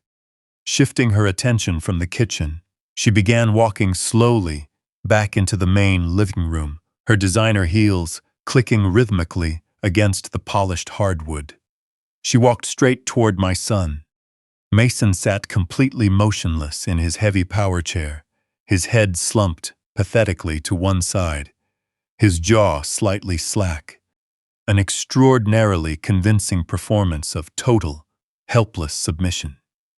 I froze in my armchair, watching the predator stalk her prey. Every fiber of my body screamed at me to jump up and tear her away from him. But I knew I had to remain completely still and let the hidden surveillance network do its job. The intimate gestures she was about to make were intended to look loving and affectionate. But witnessing them now, knowing the monstrous truth of her intent and her underground debt, was entirely sickening. As she drew closer, my blood ran cold. I strained my ears to listen, gripping the wooden armrests of the chair until my knuckles ached. She kept her voice at a low whisper, ensuring I couldn't hear her from across the room. But she was completely oblivious to the highly sensitive audio bug mounted directly above her head. Walking up to Mason, Victoria stroked his hair with chilling, artificial affection and whispered, "You've been such a good boy while I was away. It's almost time for your permanent rest." Those whispered words hung in the stagnant air of the living room, heavy with a lethal finality. I forced my tense muscles to relax completely, burying the fierce, primal urge to spring from the leather chair and confront her on the spot. Letting out a soft, oblivious chuckle from behind my newspaper, I played the part of the tired, naive old man, pretending I had simply misheard her sinister promise. I asked what she was muttering, carefully injecting a touch of gentle, grandfatherly curiosity into my raspy voice. Victoria slowly straightened up, smoothing an imaginary wrinkle from her white silk shirt with practiced elegance, turning back toward me with that same chilling, synthetic smile. She softly claimed she was just telling Mason how deeply she had missed his quiet company while she was away in the mountains. The effortless way she delivered the lie made my blood run completely cold. She then turned her back on us and walked confidently into the kitchen, beginning the agonizing routine of preparing his dinner. I carefully folded the newspaper and followed her, taking my usual seat at the edge of the large marble island. My heart hammered a frantic rhythm against my ribs as my calloused hands wrapped tightly around a ceramic mug of warm black coffee. I watched her move around the kitchen, with the chilling efficiency of an experienced executioner. She retrieved the colorful plastic pill organizer from beside the espresso machine. Above her, the hidden micro-lens I had wired into the HVAC vent silently recorded every single calculated movement, forcing myself to take a slow, deliberate sip of the bitter coffee. I offered a tired, appreciative smile as she reached into a dark cabinet to pull out a heavy ceramic mortar and pestle. Every fiber of my body wanted to demand answers about the $20 million debt, ruthlessly anchored to my son. But I knew any premature confrontation would instantly destroy our fragile, carefully constructed trap. I had to sit there in absolute silence, enduring the profound psychological torture of watching her prepare his daily dose. Opening the Wednesday compartment, her manicured fingers skillfully removed the thick, off-white capsules I had desperately swapped out hours earlier. She emptied the harmless powder into the ceramic bowl and began crushing it with methodical, rhythmic taps. I casually asked her about the details of her retreat, forcing her to weave an intricate, entirely fabricated story about mountain hikes and deep meditation sessions while she systematically ground the powder into a fine paste. She stirred the mixture into a bowl of pureed meat and vegetables, humming a cheerful melody as she prepared the concoction. Picking up the ceramic bowl, she walked back into the living room, her heels clicking crisply against the hardwood. I followed close behind, holding a folded white cloth napkin, maintaining the routine of a dutiful father, assisting with the evening feeding. Mason sat completely still in his power chair, his head bowed slightly and his jaw slack, playing his role with tragic perfection. Victoria knelt gracefully beside his chair and scooped up a small portion of the pureed mixture with a silver spoon. Bringing the spoon to his lips, she spoke to him in a high-pitched, overly sweet tone usually reserved for a child, urging him to open wide and promising he would feel so much better after finishing his special dinner. Mason slowly parted his lips, allowing her to slide the metal spoon into his mouth. Standing just 3 feet away, I gripped the white linen napkin so tightly my knuckles throbbed. I watched him allow the thick, heavily doctored food to pool behind his teeth, utterly refusing to swallow a single drop. His acting was so convincing that for a terrifying fraction of a second, I genuinely feared the swap had somehow failed. He held the mixture in his mouth, waiting for the precise, perfect moment to execute the countermeasure he had practiced endlessly in the dark. Victoria turned her head slightly to the left, blindly reaching toward the side table for a glass of water to wash down the meal. The second her eyes left his face, Mason executed his desperate move. He suddenly twitched his shoulders forward, mimicking a violent, convulsive cough that echoed loudly through the quiet room. I stepped in immediately, playing my designated role with frantic, practiced urgency. Rapidly placing the thick white napkin directly over his mouth, I voiced deep concern that he was choking on the thick puree. Under the cover of the heavy linen, Mason carefully and forcefully spat the entire mouthful directly into the center of the cloth. I quickly crumpled the soiled napkin in my right hand, wiping the corners of his mouth to ensure no trace of the paste remained on his pale lips. Victoria spun around instantly, her eyes wide with sharp alarm. She aggressively demanded to know what had just happened, her voice losing its sweet, artificial melody and dropping into a stern, commanding tone. I offered her an apologetic, helpless look, quickly explaining that his fragile throat muscles must have suffered an unexpected spasm as he tried to swallow. I assured her he had safely swallowed most of the medication before the coughing fit started. She stared intently at the napkin crumpled tightly in my right hand. Her dark, calculating eyes narrowing with deep suspicion. The silence in the room stretched into an agonizing eternity. I held my breath, praying my improvised performance was enough to satisfy her ruthless nature. Finally, the rigid tension in her shoulders slowly released. She let out a heavy sigh, expressing frustration over the messy interruption, and calmly instructed me to throw the soiled napkin into the kitchen trash. The execution of our desperate plan had been flawless. We had successfully navigated the lethal minefield. Hours later, deep silence settled over the house. The night's terrifying performance was finally over. I sat alone in the pitch-black darkness of the small upstairs guest room, the heavy curtains drawn tight. Sitting on the edge of the firm mattress, the glowing screen of my encrypted tablet illuminated my exhausted face. My hands trembled as I held the device. My eyes locked onto the live surveillance feed, streaming directly from the hidden micro-lens in the ceiling vent. Victoria walked briskly down the carpeted hallway and straight into her private home office. Closing the door behind her, she pulled out a hidden burner phone and initiated a secret call. I pressed the micro earpiece deeper into my ear canal and held my breath, as if the slightest sound in my dark bedroom might somehow travel back through the digital signal and alert her to my presence.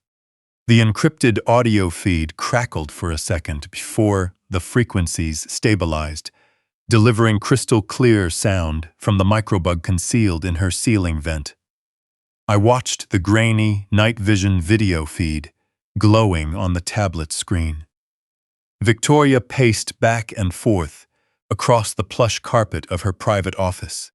The sweet, melodic tone she had used hours earlier to feed my son had completely vanished, replaced by a cold, harsh cadence that lacked any human empathy. She held the cheap plastic phone tightly against her pale cheek, her dark eyes staring blankly at the wall. I heard a deep, resonant, and unmistakably male voice answer on the secure line, his tone clipped, cautious, and highly professional. She didn't exchange polite pleasantries or offer a warm greeting. She simply addressed the man on the other end as director. The casual authority in her voice signaled a long-standing, transactional relationship built on shared secrets and greed. My mind raced, trying to match the deep voice to any of the numerous medical experts, physical therapists, or hospital administrators who had crossed our path over 7 agonizing years. The unknown man immediately demanded a detailed update, his voice stripped of any comforting bedside manner. Walk. Victoria stopped her pacing, standing completely still beside her massive mahogany desk, her posture rigid. She informed him that due to unforeseen logistical complications with her offshore bank transfers, the original timeline had been moved up slightly. She spoke with the detached clinical efficiency of a corporate auditor, as if liquidating a failed asset to clear a debt. She stated clearly, her voice echoing sharply in my earpiece, that the final dose was prepared for tomorrow night.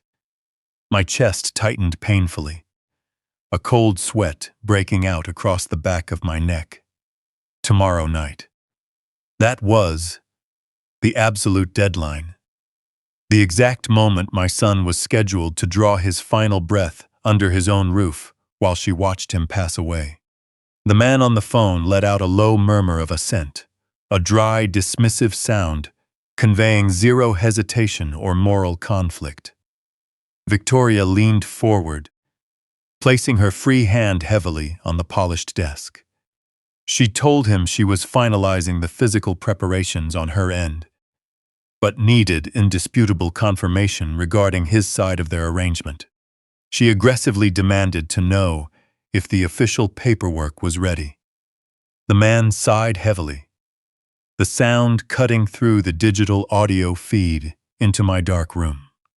He firmly assured her that the necessary documentation was complete and safely locked in his private office drawer.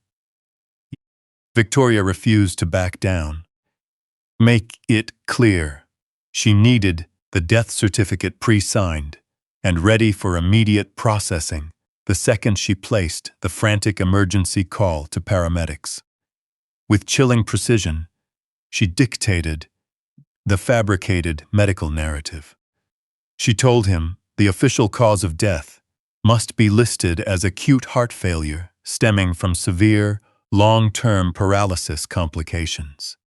She explicitly demanded he ensure there would be no autopsy, no unnecessary police investigation, and no lingering questions from curious local detectives.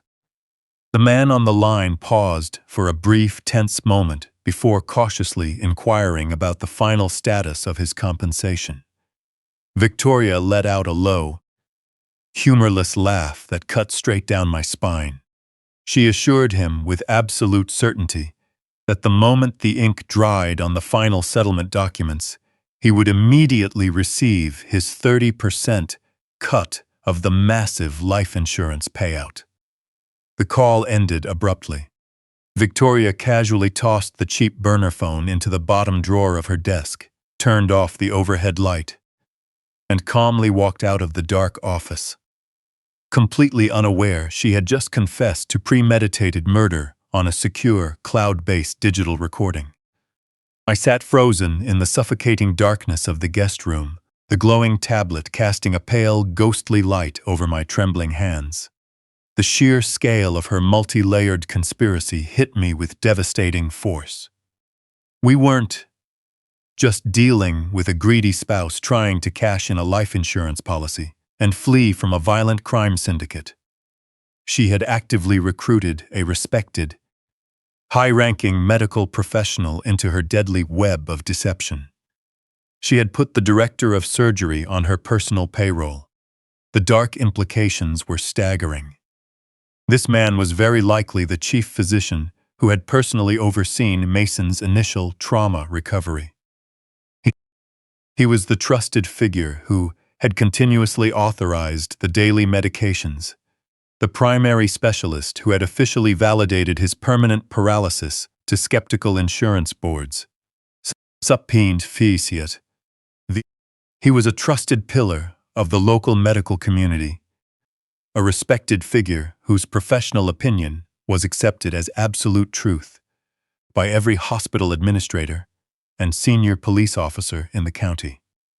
My initial, desperate instinct to call local authorities withered away. If I dialed 911 right now and brought screaming police cars to my front lawn, it would end in utter disaster.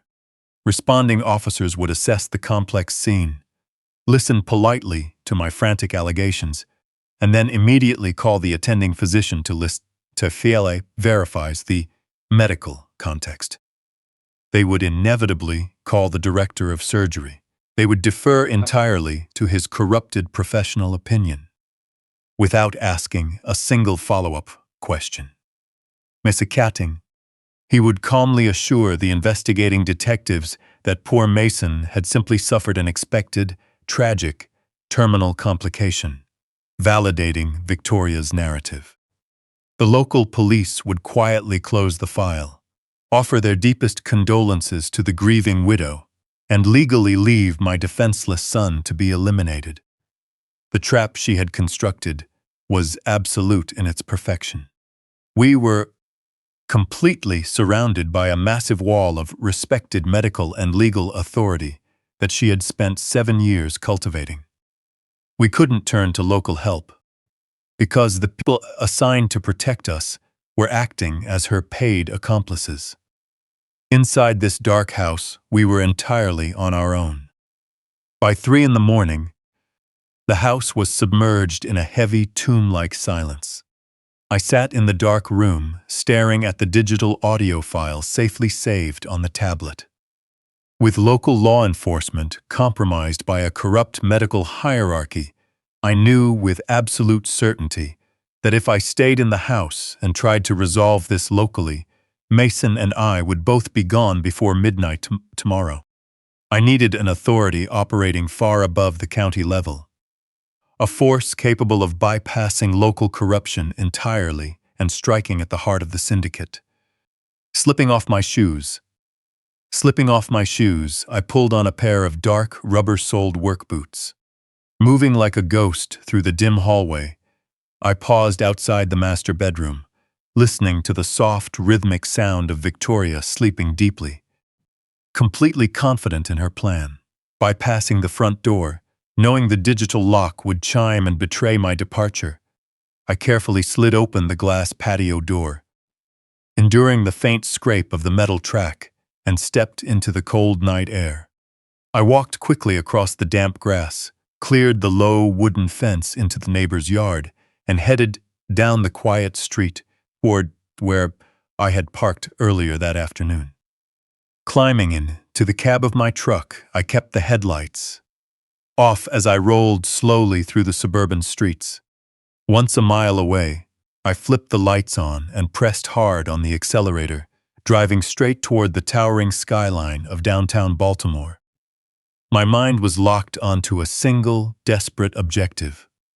I was heading straight to federal authorities.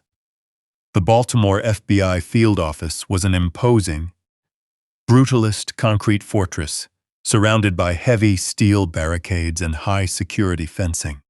I parked the truck in a deserted overnight lot across the street and walked purposefully toward the brightly lit security checkpoint. The biting wind blowing off the dark harbor didn't bother me. The adrenaline surging through my veins kept me entirely focused. Stepping through the heavy glass doors, I approached the thick bulletproof glass of the main reception desk. A tired, visibly annoyed federal agent looked up from his glowing monitor. Wearing a rumpled blue shirt with a loosened tie, he was clearly bothered by an unkempt old man and showing up at 4 in the morning. Keeping my voice completely steady, I demanded to speak directly with the lead investigator on the medical fraud and racketeering task force. The agent let out a heavy sigh, rubbed his tired eyes, and began reciting a rehearsed bureaucratic brush-off, telling me to go home, get some sleep, and call the general tip line during normal business hours. He tried to dismiss me as just another paranoid late-night visitor wandering in from the cold streets. I didn't argue with him. I didn't raise my voice or wave my arms wildly.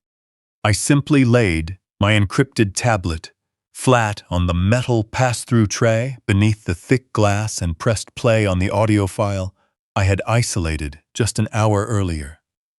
The deep, unmistakable voice of the prominent director of surgery echoed clearly from the small speaker. Following immediately was Victoria's cold outline of the pre-signed death certificate and the 30% cut of the massive life insurance payout. The federal agent stopped talking instantly. His tired posture vanished, replaced by an intense, rigid focus. He stared at the glowing tablet, his eyes widening in complete shock as the undeniable recorded confession played in the quiet lobby. He recognized the surgeon's authoritative voice immediately. Without another word to me, he picked up his heavy desk phone, dialed a secure 3-digit extension, and urgently requested his supervisory agent come down to the lobby right away. Within 10 minutes, I was sitting in a plain, windowless interview room deep inside the secure federal facility. 3 senior agents in dark suits sat across from me at a heavy aluminum table. I laid out the entire narrative from start to finish, detailing the stolen settlement, the brutal underground loan, the forged signatures, my paralyzed son, and the calculated medical murder plot. I handed over a digital drive containing the offshore bank statements, the hidden camera footage of the poisoned meal, and the damning audio recording. The lead agent, A tall woman with sharp gray eyes listened in absolute silence. When I finally finished my exhausted explanation, she leaned forward, her fingers laced together. She revealed that, for the past 3 years, the FBI had been desperately trying to dismantle a massive, highly sophisticated medical extortion ring operating within city hospitals. They knew a senior surgeon was actively facilitating major insurance fraud for organized crime, but the man was so well protected politically that they had been unable to secure the actionable, concrete evidence needed for a federal wiretap warrant. Victoria hadn't just planned a murder. She had unwittingly handed the FBI the exact key they needed to dismantle a multi-million-dollar criminal empire. They had the evidence, but simply arresting Victoria right now wasn't enough. The lead federal agent looked at me with a grim, deeply empathetic expression and carefully explained the harsh realities of prosecuting high-level corruption. For federal racketeering and attempted murder charges to hold up indisputably in court, they couldn't move prematurely. If they arrested her now, her expensive defense attorneys would claim she was merely venting frustration on a private phone call and never intended to follow through. The corrupt surgeon would immediately burn his files and slip away. To bring down the entire syndicate, the FBI had to execute a coordinated sting operation. They had to catch Victoria red-handed in the absolute, undeniable act of administering the final dose. Placing her hands flat on the cold metal table, the agent delivered the painful truth. I had to go back to that house. I had to pretend everything was completely normal. The FBI would have armed tactical teams surrounding the perimeter, with specialized medical units standing by in the dark nearby. But when the decisive moment arrived tomorrow night, I was strictly ordered not to interfere. I had to stand aside and actively allow Victoria to insert that lethal syringe into his feeding tube. To legally guarantee her permanent fall and ensure she could never harm him again, I had to suppress my instincts and watch my son be intentionally poisoned one last time. Driven home under the cover of pre-dawn darkness, the weight of that terrifying directive squeezed the air right out of my lungs. So I slipped back through the sliding glass patio door, quietly pulled off my heavy work boots and collapsed onto my small guest bed. Sleep was physically impossible. Every time I closed my eyes, I saw the clinical image of the syringe descending toward my son. The agonizing morning hours stretched into an endless, suffocating blur. Victoria woke up before 8, moving around the house with the light, pleasant energy of a woman completely unburdened by conscience. Sitting at the kitchen island, forcing down dry toast and bitter coffee, I watched her hum a cheerful tune as she wiped down the pristine marble counters. The duality of her presence was mind-numbing. She was simultaneously a flawless suburban caregiver and a cold-blooded predator preparing an execution. As the long afternoon dragged on, the atmosphere inside the house grew dense and oppressive, feeling like wading through wet concrete. I knew with absolute certainty that armed federal agents were taking position outside. I knew specialized surveillance vans were parked quietly on adjacent streets. Directly connected to the encrypted video feeds, I had painstakingly wired into the ceiling vents. I knew sniper teams and tactical assault units were lurking in the thick woods behind the neighbor's yard. Yet looking out through the large bay window, the quiet neighborhood appeared completely ordinary. It was a ghost war zone, and my son sat right at ground zero. When the sun finally began to set, casting long, ominous shadows across the manicured front lawn, the mood in the living room shifted dramatically. The casual, pleasant mask Victoria had worn. All day began to slip away, replaced by a rigid, intensely focused state. Sitting in my usual leather armchair, with an unopened book in my lap, I was sweating profusely, a cold moisture covering the back of my neck. My hands gripped the thick armrests so tightly. My knuckles throbbed with a continuous ache. Victoria walked into the kitchen and began the final procedure. Tonight she didn't bother with the colorful plastic pill organizer. The time for slow poisoning was over. She opened a concealed steel lockbox hidden deep inside the pantry, behind a row of large cereal boxes. Watching out of the corner of my eye, I saw her pull out a small glass vial and a sterile, sealed plastic syringe. My heart hammered against my ribs in a frantic rhythm. Forcing my breathing to stay slow and steady, I stared blankly at the printed pages of my book while tracking her every move in my peripheral vision. With a crisp snap that echoed loudly through the quiet kitchen, she broke the sterile seal on the plastic wrapper.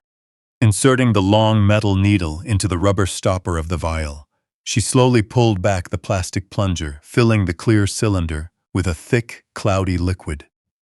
It wasn't crushed supplements or sedatives. It was the devastating chemical agent provided by the corrupt surgeon, specifically designed to mimic the exact physiological symptoms of massive, spontaneous heart failure. She tapped her manicured nail against the side of the plastic tube, forcing a tiny air bubble to rise through the cloudy liquid, and nudged the plunger just a fraction of an inch to clear the needle. Turning away from the marble island, lethal syringe loosely in hand, she walked slowly into the living room. Every step she took toward Mason felt like a heavy, booming drumbeat echoing inside my skull. Deep inside my right ear canal, the hidden micro-earpiece let out a soft, static crackle. A calm, heavily distorted federal voice whispered a sharp, single command directly into my mind. "Stay put, and do not interfere." I bit down hard on the inside of my cheek, tasting the sharp, metallic tang of my own blood, desperately fighting the overwhelming primal urge to launch myself across the room and tear her apart. Mason sat completely still in his power chair, positioned right in the middle of the plush rug. He had been playing his role perfectly all day. But as Victoria drew near with that cloudy syringe, his terror became impossible to contain. His breath hitched, his chest heaving in short, jagged gasps. Wide with unadulterated panic, his eyes darted from Victoria and locked directly onto mine. He was silently begging me, begging his father to stop the monster standing over him. I stared back into his terrified eyes, projecting every ounce of strength and reassurance I possessed, silently pleading with him to hold on for just a few more seconds of this agonizing ordeal. Victoria stopped right beside the chair. Reaching out her free hand, her fingers gently brushed the sweat-dampened hair from his forehead. It was a terrifying, performative gesture of affection. So absurd it made my stomach turn. She leaned in close to his face, her dark eyes completely empty of any human warmth or hesitation. "Time for your medicine, sweetheart?" she cooed, her voice dripping with that same sweet synthetic melody she used to fool the world. She reached for the surgical feeding port on his lower abdomen, her fingers expertly undoing the small safety cap. She raised the syringe, the thick, cloudy liquid catching the soft glow of the living room lamp, shimmering with malicious intent. Carefully, she lined up the plastic tip with the open port. Mason squeezed his eyes shut, his entire body trembling, bracing for the lethal dose. I gripped the armrests of my chair so hard my frame tensed tighter than a steel coil, desperately waiting for the invisible agents outside to give the signal. I watched her thumb settle firmly against the flat plastic top of the plunger, and just as Victoria pressed down, a catastrophic, deafening explosion of splintering wood and shattering metal completely obliterated the front of the house. The heavy, solid mahogany door was kicked violently off its reinforced steel hinges, sending massive, jagged wooden shards flying across the foyer floor like deadly shrapnel. Blinding white beams from tactical flashlights sliced through the dim living room. Crisscrossing wildly across the walls, blinding everyone in their path. A massive team of heavily armed FBI agents in dark tactical gear completely flooded the room. Their heavy combat boots stomped across the hardwood floor with terrifying, unyielding authority as they screamed at Victoria to drop the weapon immediately. The heavy plastic syringe hit the polished floor with a clatter, spilling cloudy liquid across the rug just as Victoria was slammed hard against the wall. A dozen armed federal agents swarmed the living room, tactical gear rustling as they secured the perimeter. Two tall agents quickly subdued Victoria, pinning her arms behind her back and snapping heavy handcuffs onto her wrists. The spotless, untouchable mask she had worn for 7 years shattered in an instant. Her face twisted into a scowl of pure, venomous rage, stripping away every last trace of the sweet wife she pretended to be. She didn't scream or beg for mercy. Instead, she glared directly at me, her eyes filled with concentrated hatred that could burn through the chaotic scene. She knew I had orchestrated her downfall. An agent pulled her roughly toward the ruined front entrance, escorting her out into the cold night air where a row of police cruisers waited silently. The suffocating tension that had gripped my home for years was suddenly shattered, replaced by the heavy presence of federal law enforcement. I rushed over to Mason. My son was shaking uncontrollably in his chair, gasping for air in deep, heavy breaths. I threw my arms around him, burying my face in his shoulder, holding him with the desperate strength of a father who had almost lost his child to a monster. He leaned into me, the absolute terror in his eyes, slowly melting into a deep, bone-weary relief. We survived. We beat the odds and pulled off the perfect trap. Paramedics rushed into the room, carefully trorm him from the mechanical chair onto a rolling gurney to evaluate his vitals and check for any residual toxins. As the medical team worked efficiently, the lead federal agent, the tall woman, with sharp gray eyes I had met at the downtown office, walked slowly through the debris of the ruined foyer. She instructed her tactical team to secure the audio evidence and collect the shattered syringe for evidence processing. Then, she turned her sharp focus entirely toward me. Gestationing toward the formal dining table, she motioned for me to sit down. Once it was clear there was no immediate medical danger, Mason insisted on staying in the room. He sat beside me in a sturdy wooden chair, his legs resting freely, no longer bound by heavy leather straps. The lead agent pulled out a chair across from us and placed a thick manila folder onto the polished oak table. Her expression was solemn, devoid of any celebratory victory over a successful operation. She looked at us with deep empathy, causing my stomach to tighten. She told us that the nightmare we had just survived was far darker and more complex than a simple case of spousal greed or dodging a mob loan. Victoria wasn't just a rogue wife trying to cash in a life insurance policy. She was an operative for a vast, underground medical fraud syndicate.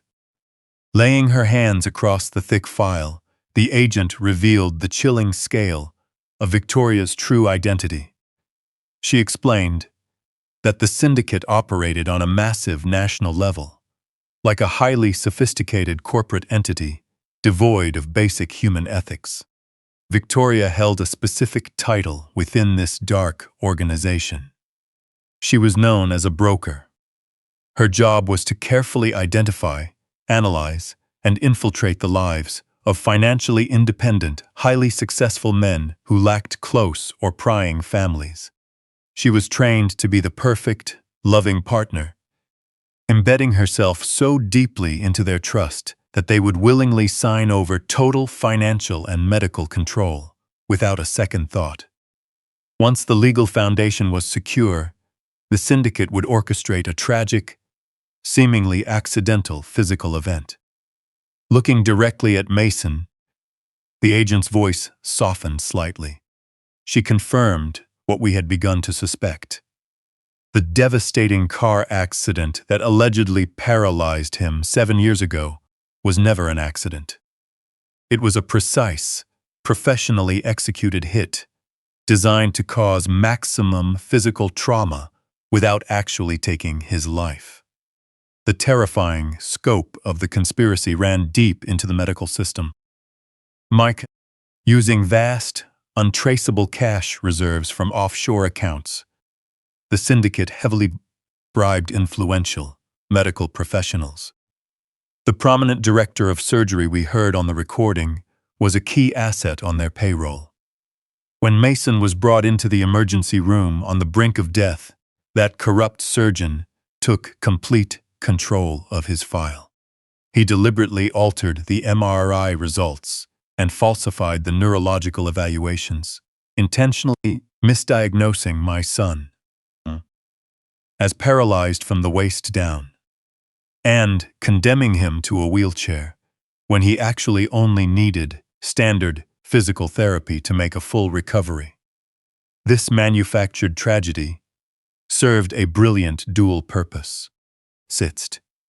It instantly triggered massive multi-million-dollar insurance payouts for catastrophic, life-altering injuries, while granting Victoria absolute, unquestioned sympathy from the community. She was praised as a saintly caregiver, effectively shielding her and the syndicate from any outside suspicion, while they systematically drained the accounts. The $20 million underground loan wasn't a mistake. It was a calculated extraction method. The syndicate used rival underground lenders to quietly launder their stolen assets, intentionally placing the victim as legal collateral. Victoria never intended to pay back a bad debt. She was closing out an account. The corrupt surgeon's pre-signed death certificate was simply standard procedure to liquidate the final life insurance policy and erase all evidence. The agent paused, letting the crushing weight of the truth settle over us. My son had been a carefully chosen target in an industrial-scale operation. Every moment of pain, every tear, every lost year had been deliberately manufactured for profit. Reaching out, the lead agent unclasped the metal fastener on the thick manila folder, opening it and sliding it across the smooth wood table. Inside were detailed background reports, forged marriage certificates, and glossy photos of 2 other men. They were older, financially independent, and smiling beside a woman who looked exactly like Victoria, though her hairstyle was distinct in every photo. Tapped the gray paper with her index finger, her sharp gray eyes locked onto mine with chilling intensity. She told me that Mason wasn't her first husband. Coldly, the agent declared that my son's was actually victim number 3. Pointing to the first photo, she explained that the man had died of sudden heart failure after spending 7 years in a wheelchair following an equestrian accident. Pointing to the second, she detailed an identical story. A wealthy entrepreneur whose spine was shattered in a suspicious boat collision, dying of fatal respiratory failure 7 years later. She revealed that Victoria was a professional operative executing a systematic business model that always ended in the same outcome. The weight of those words hung heavy in the air, settling over my shoulders like a lead blanket. The lead agent closed the folder with a crisp snap. Outside, the flashing lights of police cruisers painted wild patterns across the walls. Standing up from the table, on heavy legs, I walked in the chaotic foyer where Victoria was being held. Two tall agents held her against the wall, thoroughly searching her pockets and checking the heavy steel cuffs on her pale wrists. For a split second, she tried to deploy her usual defense.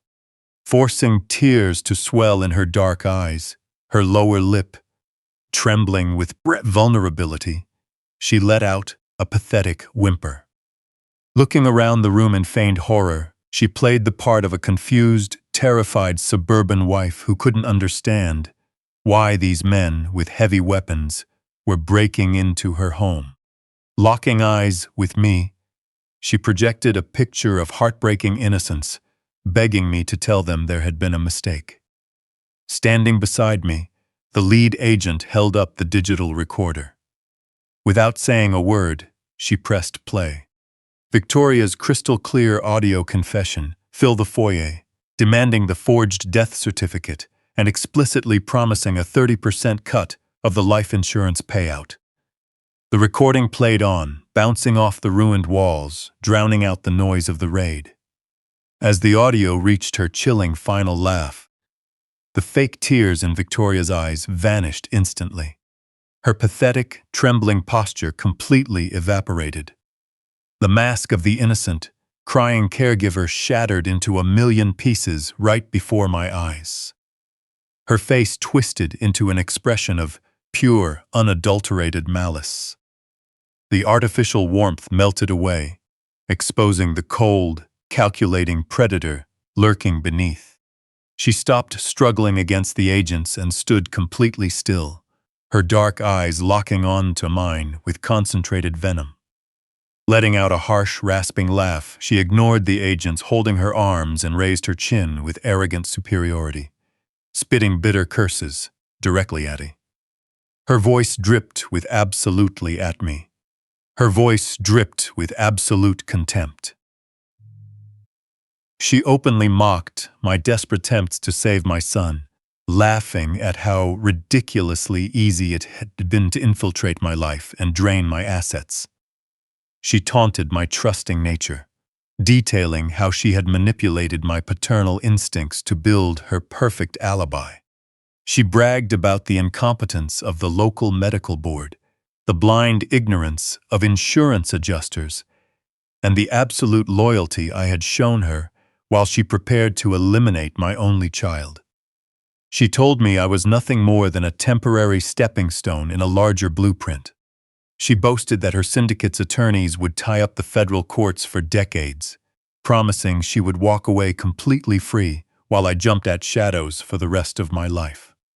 As Victoria spewed her bitter monologue in my ruined foyer, the massive machinery of federal justice was executing a coordinated strike.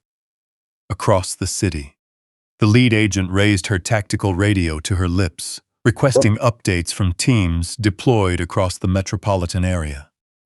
Crackling responses over the radio confirmed that in a single night, the entire medical fraud syndicate suffered a complete collapse.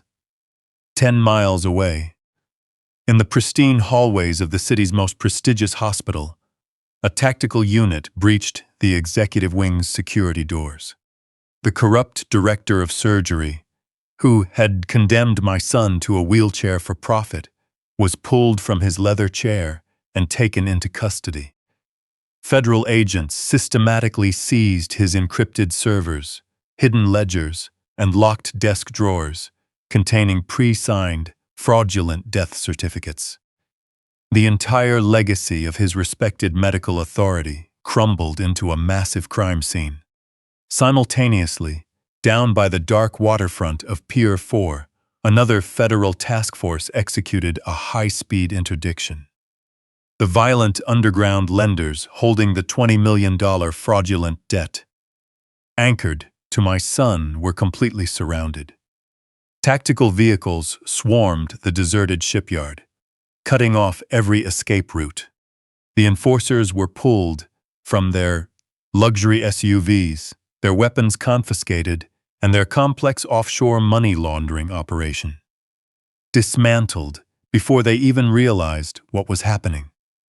The intricate web of fraudulent medical claims and underground intimidation Victoria relied on was systematically burned to ashes. Every corrupt physician, every complicit therapist, and every enforcer connected to her operation woke up to the harsh reality of federal prosecution. The Syndicate had operated in the shadows for years with arrogant certainty.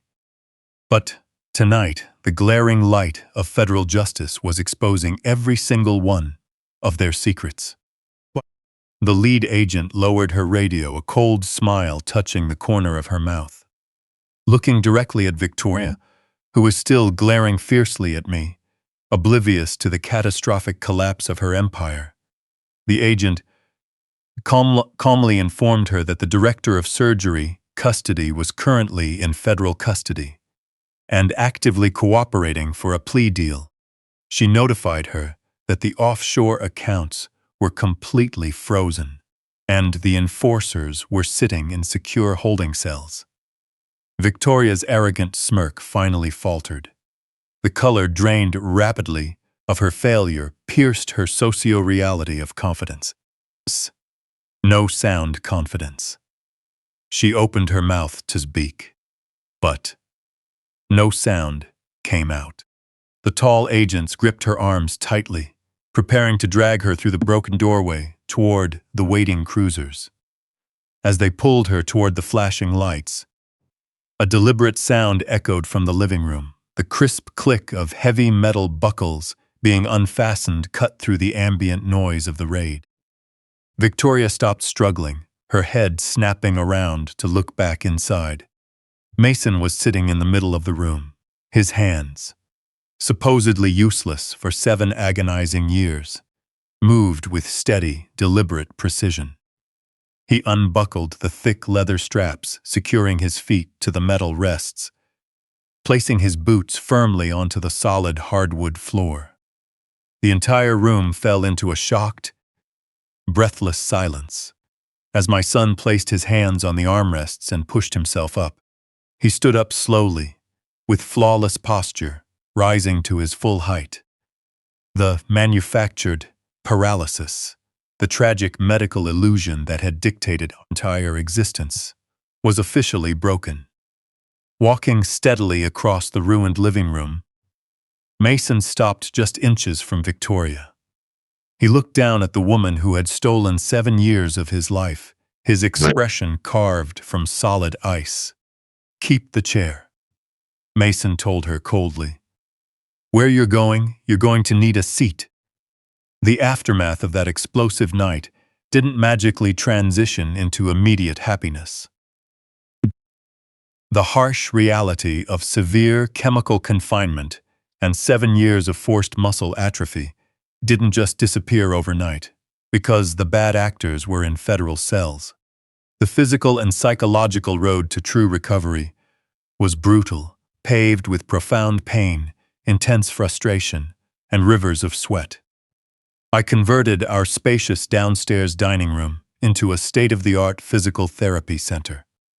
We hired specialized, thoroughly vetted rehabilitation experts who understood the immense trauma of heavy chemical exposure and extreme muscle degradation. I watched my son wage a desperate, grueling war against his own weakened body day after day. There were many mornings when the pure exhaustion was so overwhelming that he broke down in tears, his trembling arms giving out as he tried to support his weight on the parallel bars. I stood by his side through every grueling session, wiping cold sweat from his pale forehead, offering a steady shoulder when his legs inevitably buckled, and firmly reminding him of one undeniable fact: he had survived an impossible nightmare. He didn't magically leap out of that chair and start running marathons. The recovery process was a slow, punishing ordeal, measured in tiny, hard-won increments. At first, it was standing for 60 seconds without help. Then, taking extremely painful, slow, first steps across the polished hardwood without relying heavily on the metal support bars. Every single inch forward required a massive effort of pure, unadulterated willpower. But Mason possessed an unbreakable determination, forged in the dark fires of pure survival. He refused to let the heavy shadow of those stolen years define his future. I watched the weakened muscles in his legs slowly rebuild lost density. Vibrant, healthy color finally returned to his face, washing away the sickly gray tone caused by toxic chemical doses. We celebrated every tiny victory, knowing each one was proof of her defeat. While Mason fought his brutal physical battles in the quiet house, I waged a completely different, relentless war in the downtown federal courthouse. I spent countless grueling hours in sterile conference rooms, working directly alongside elite federal prosecutors and specialized forensic accountants. We meticulously traced every fraudulent wire transfer, unraveling the massive, highly complex financial network Victoria had constructed to drain my estate. It was a staggering labyrinth of offshore holding accounts, fake corporate entities, and illegal loans. However, the mountain of undeniable evidence we gathered during the sting operation gave federal authorities total, unrestricted power to aggressively go after us. They relentlessly pursued every single hidden cess. They relentlessly pursued every single hidden dollar, ensuring nothing slipped through the bureaucratic cracks. The government acted with ruthless efficiency, swiftly executing federal asset forfeiture proceedings and legally seizing the entire fleet of luxury yachts purchased with our stolen funds. These multi-million-dollar vessels were publicly auctioned, generating a massive influx of cash that federal prosecutors used to completely erase the $20 million fraudulent debt Victoria had maliciously anchored to my son. Furthermore, the forensic team successfully breached the primary offshore accounts, legally recovering the remaining $12 million of our stolen life savings. We didn't just survive financial ruin. We systematically reclaimed every single penny taken from us. The vast fortune meant to fund her escape was successfully returned, safely securing his future. The criminal trial was swift and decisive, entirely devoid of dramatic courtroom suspense. Victoria and the corrupt director of surgery faced an insurmountable mountain of undeniable federal evidence. Clear audio recordings of their murder plot, detailed financial ledgers, and my son's remarkable physical recovery completely dismantled their expensive legal defense. They couldn't charm their way out of federal prosecutions or bribe a federal judge. The presiding judge looked down at them with unyielding disgust, citing the horrific nature of their operation and the profound cruelty of chemically torturing an innocent person for financial gain. He granted them not a single ounce of judicial mercy. Victoria and the corrupt surgeon were both sentenced to life imprisonment in a maximum security federal facility without the slightest possibility of parole. The medical fraud syndicate that had destroyed so many innocent lives was permanently and forcefully dismantled, their dark legacy erased. As the heavy gavel struck, I stared at her, feeling nothing but a cold, solid sense of relief as she was finally led away in chains. A full year slowly passed, washing away the lingering shadows of that terrifying nightmare.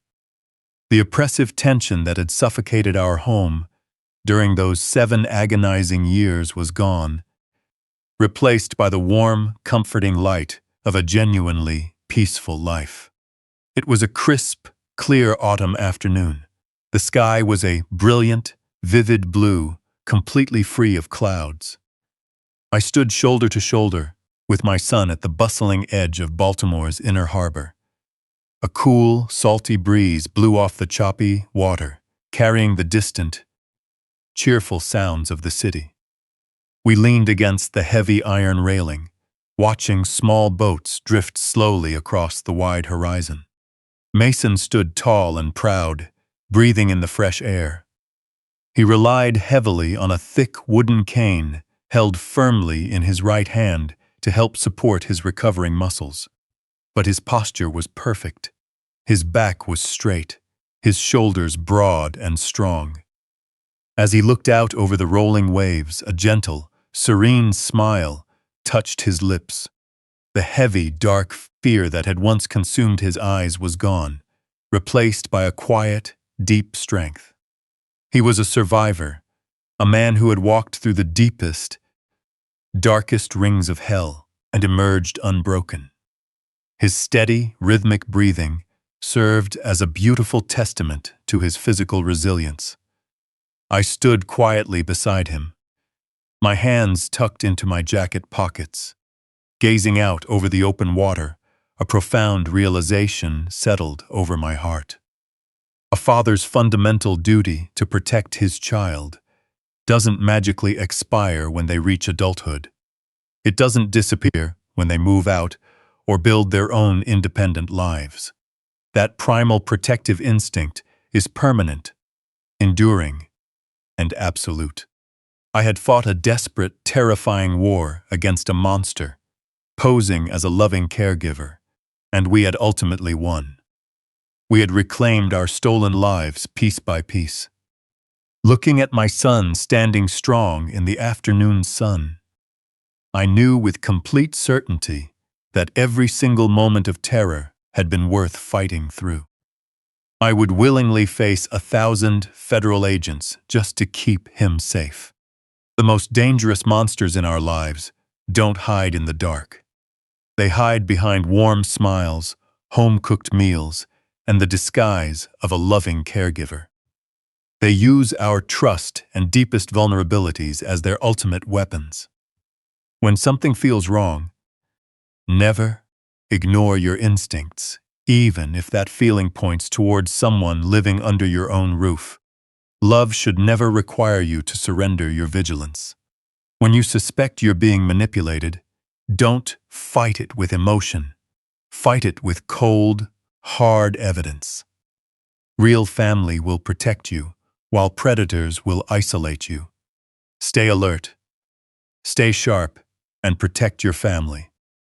Have you ever completely trusted someone, only to realize they were wearing a mask all along? Share your story in the comments below. If this battle for my son resonated with you, please hit that like button, subscribe to the channel, and share this video today.